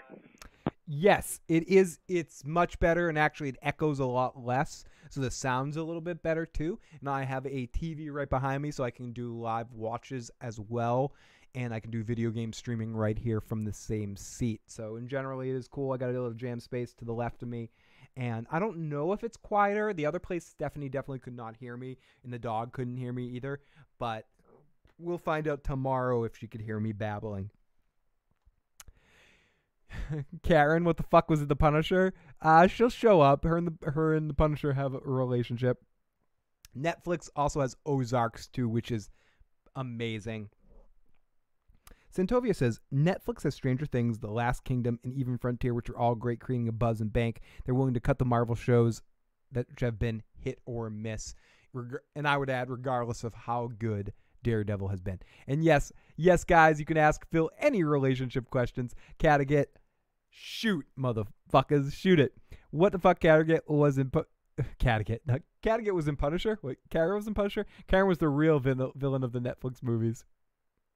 Dating pro tips with Phil. Yes, she was for most of the show. Well, guys, it's been fun, but I got to go up early in the morning. Good night, Phil, and good night to everyone in the live motherfucking chat. Lindsay, have a good night, and if people haven't already, definitely check out Lindsay's channel. She does some good shit, so definitely check that out. Love you, Lindsay. And Broke, too, Fandom D Saint, for some of the best reactions. So, yeah, let me get that pubbing out of the way.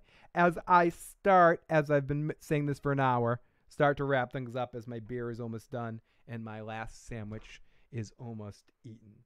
So let's read a couple more comments that I have in the chat here. Sorry, I'm getting used to my new setup here, my new computer setup, and it's a little weird. It's not a little weird. I kind of do want to give you guys the tour, but it would be too difficult. Last Kingdom is fantastic. I hope you check it out. The Kardowski says, I have to be honest, turned off as soon as the bishop started talking. Wholly overacting. His voice is like razor blades. So weird. Never bothered me before till last night. It bothered you. And a couple of people have said that. The voice is horrible. I mean, the rest is good. He just sucks. I was sick all week. I binged The Last Kingdom, finished the last 20 minutes before I watched last night's episode of Vikings. I think I was a bit burned out, so maybe a little bitchy. But yeah, his acting's too much. Everyone else is amazing. And Omar added, John Rhys Meyers is a great actor. Love Clement in the show. Hoping he portrays Lagatha. Icy Fury asks, I was wondering if they're ever going to do anything meaningful with Hitzak's character. It seems like this main role is straight meant to Ivar's punchlines. Any prediction? A couple people suggested that maybe he'll die soon. Black Robin says, I think he'll die sooner. There was talk of killing him off. according to the commentary of the last episode of the half a season. Maybe Marguerite along with him. Omar says he won't be dying soon. He's confirmed to be in season 6 and will get his own storyline. He's heading towards Russia, possibly, with a character being introduced. Ty Queen says, Bjorn's is Rollo's son. I thought this might be true because of another scene with Rollo and Lagatha. It makes sense. It's a little disappointing to make me look at the early episodes differently. And it wasn't Omar adds, it wasn't confirmed whether his son or not. As Bjorn said to himself, it may or may not. I like the way they handled it. Steve says, okay, this is the comment I wanted to get to. And Steve, I love you, buddy. And you leave a lot of really awesome comments. And I love you taking me to task here. But I'll take you to task right back in the sense that I don't think this is happening. So let's do this shit. Phil, stop promoting damn people and promote your fucking Amazon shit. That is true. I need to promote my Amazon shit. So everybody, if you haven't already and you're shopping on Amazon this holiday season, make sure you use my Amazon link to start your shopping. That's www.amazon.com/shop/PhilTheIssuesGuy. Start your shopping there. Don't have to buy anything on my shop page, but if you go to that page first and then shop afterwards, it's sort of, I get just like change in the jar. It doesn't cost you any extra, but I get a little bit, just a tiny bit. It's like 45 cents on a $100 sale, but whatever.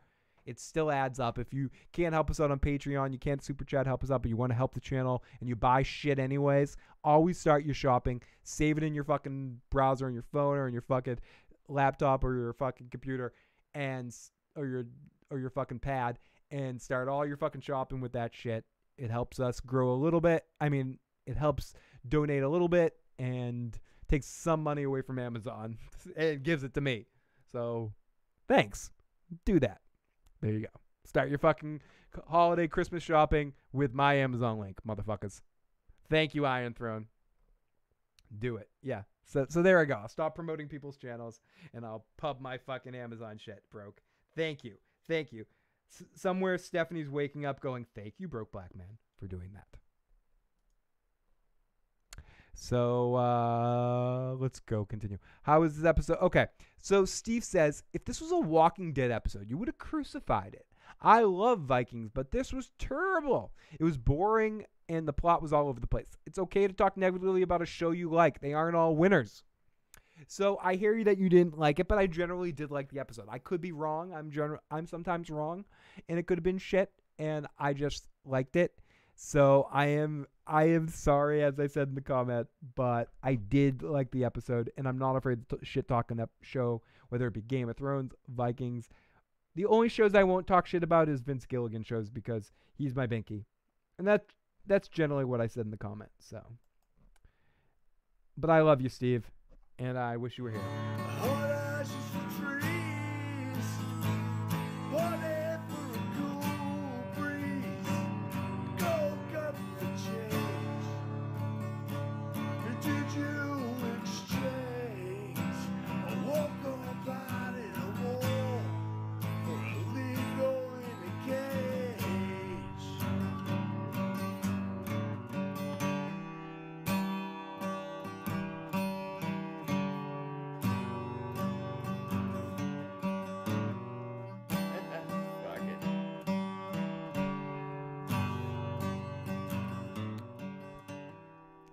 Use the Amazon link to buy Funkos. Send them to Broke. I heard Marvel's contract with Netflix has expired, says Boney Maz, and they were in negotiations to renew it. Marvel was demanding an outrageous, greedy price to renew it and continued, so Netflix was like, nah, motherfuckers. Thank you for any information, because I don't have any information about that, so I do appreciate any shit. Phil Bronson... And that's very fucking likely. I actually hate the plot that Michael Hirsch is going with after like 5 seasons to reveal something like I'm Your Daddy plot makes no sense. Bronson equals a young man who's sentenced to 7 years in prison, robbing a post office, ending up spreading 3 decades in solitary confinement. During this time, his own personality is supplanted. It sounds like a downer. It's a fucked up movie. I generally think you'll like it, Tom. If you don't, you can hate on me for a while. Maybe I was all fucked up when I watched it and I enjoyed it. Pink Floyd, Wish You Were Here, great song. played right there, Cattigat, by our very own Hannibal O'Neill. I don't know if he's still in the motherfucking chat, but he was earlier, so that's played by Hannibal.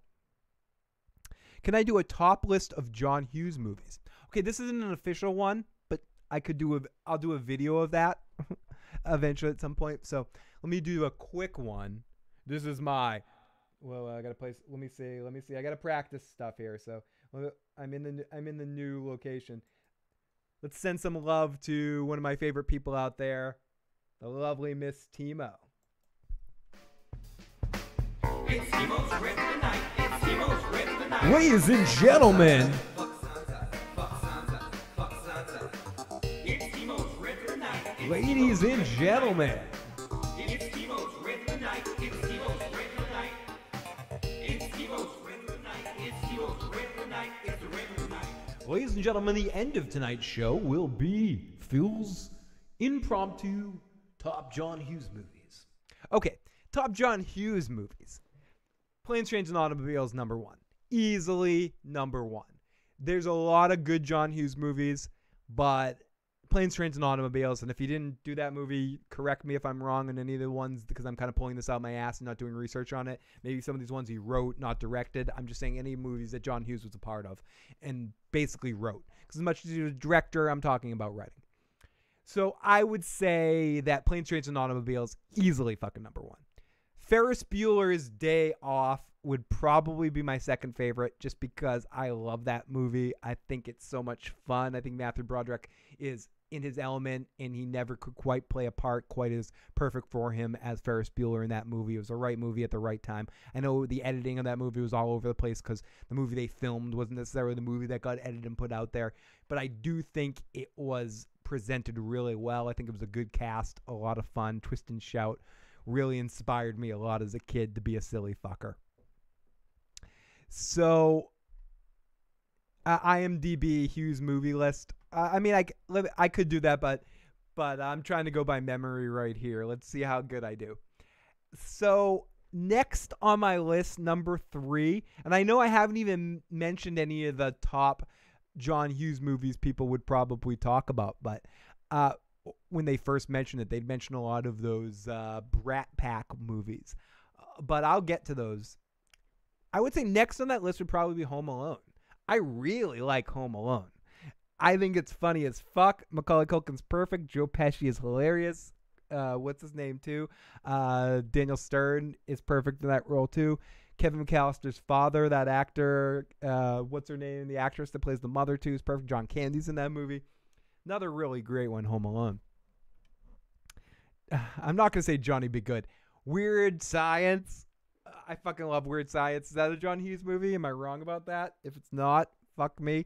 Weird Science is fucking amazing. Then I would probably put The Breakfast Club. Then I would do the Molly Ringwalds there, Pretty in Pink and 16 Candles. So generally that would be my layout of the John Hughes movies in the list there, and then like something like Johnny Be Good or whatever. Weird Science, number 2. Tom himself says Some Kind of Wonderful. Is Some Kind of Wonderful a John Hughes movie? Someone tell me that. Bronson is a true story of England's most violent prisoner. Bronson is really fucking amazing too. I forgot that was sort of based on a true story. Say Anything. Breakfast Club, number 3. Number 1, Ferris. Number 2, Weird Science. Number 3, Breakfast Club. Breakfast Club is great. Is Some Kind of Wonderful in there? Because that would fuck up my shit up. I'd have to include that towards the top of the list. Because Some Kind of Wonderful is a great fucking movie. Eric Stoltz at his best. Casey Jones there is the bald guy there. The same guy who plays Casey Jones. I don't know the actor's name, but he's always fucking fun. Leah Thompson at, golly, some of her best work too. She's really excellent in that movie, playing a multifaceted character that could have been a really one-sided character.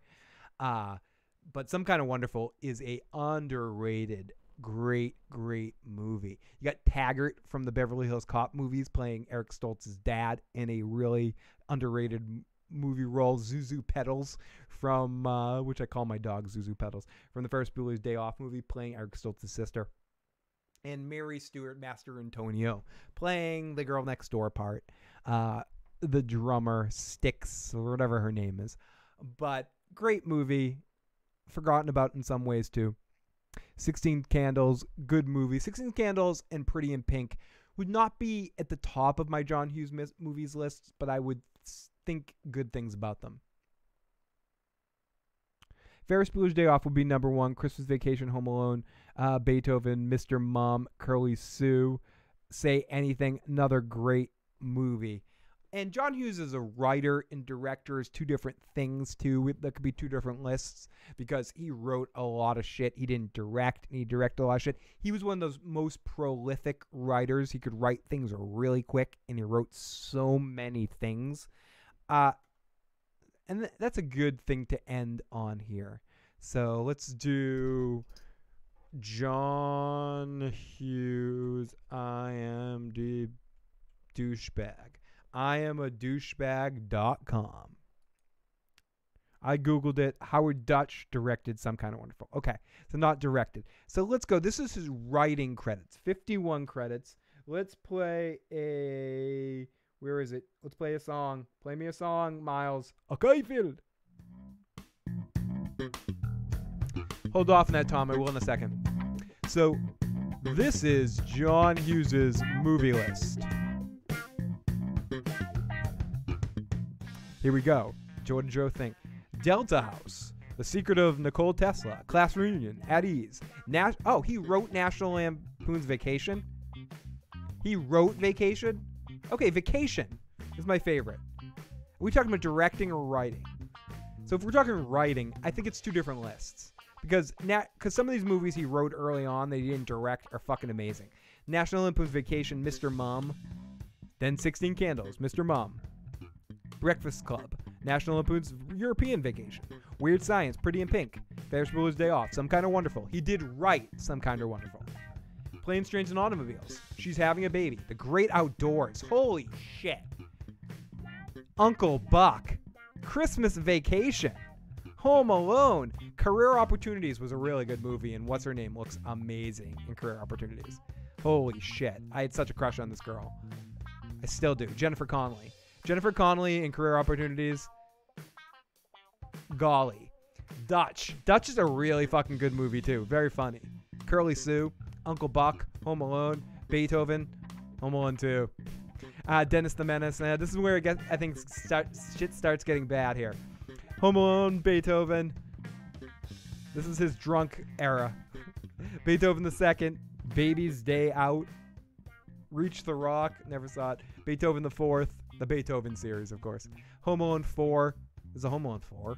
Made in Manhattan, that Jennifer Lopez movie. He directed that movie. Bob Hoskins is in that movie. He wrote the Home Alone video game, Drillbit Taylor. He wrote Drillbit Taylor. Beethoven's Christmas Adventure, Home Alone, Beethoven's Treasure Trail, and the Last Vacation movie. He wrote the characters. Well, he wrote Dutch. So, and let's watch his directing movies. 16 Candles, Breakfast Club, Weird Science, Ferris Bueller's Day Off, Planes, Trains, and Automobiles, She's Having a Baby, Uncle Buck, and Curly Sue. Okay, so if I'm ranking his directing movies, just as directing, I would say Planes, Trains, and Automobiles, number 1. Ferris Bueller's Day Off, number 2. Weird Science. Breakfast Club.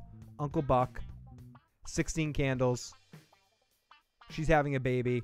Curly Sue. For directing. And all of those are really good. So just looking at his directing, Planes, Trains, and Automobiles, definitely number 1 still. Ferris Bueller's Day Off, number 2. Weird Science, number 3. Breakfast Club, number 4. Uncle Buck, number 5. She's Having a Baby, number 6. And Curly Sue, number 7. Am I missing one? Who cares? Okay. So yes, writing, it's just too many that's a longer list. So, John Hughes, prophetic motherfucker. But everybody, all good things must come to an end, especially tonight's episode of this podcast. Everyone who checked this out, thank you. Thank you so much for checking this shit out. This has been a lot of fun. I love just babbling to you. Hopefully you guys enjoyed this shit. Hopefully I'll keep this live. I should probably keep this live. Who gives a fuck? This is a whatever night. Hopefully Joe's doing better tonight. But if you haven't already and you like this video, please hit the like button. Please hit the subscribe button. Please share the channel with a friend. If you're listening to the audio podcast of this, hi. I love you too. So why don't you give us some iTunes ratings? I see that you're watching. Rate us. Help the podcast be shared. Spread all over the place.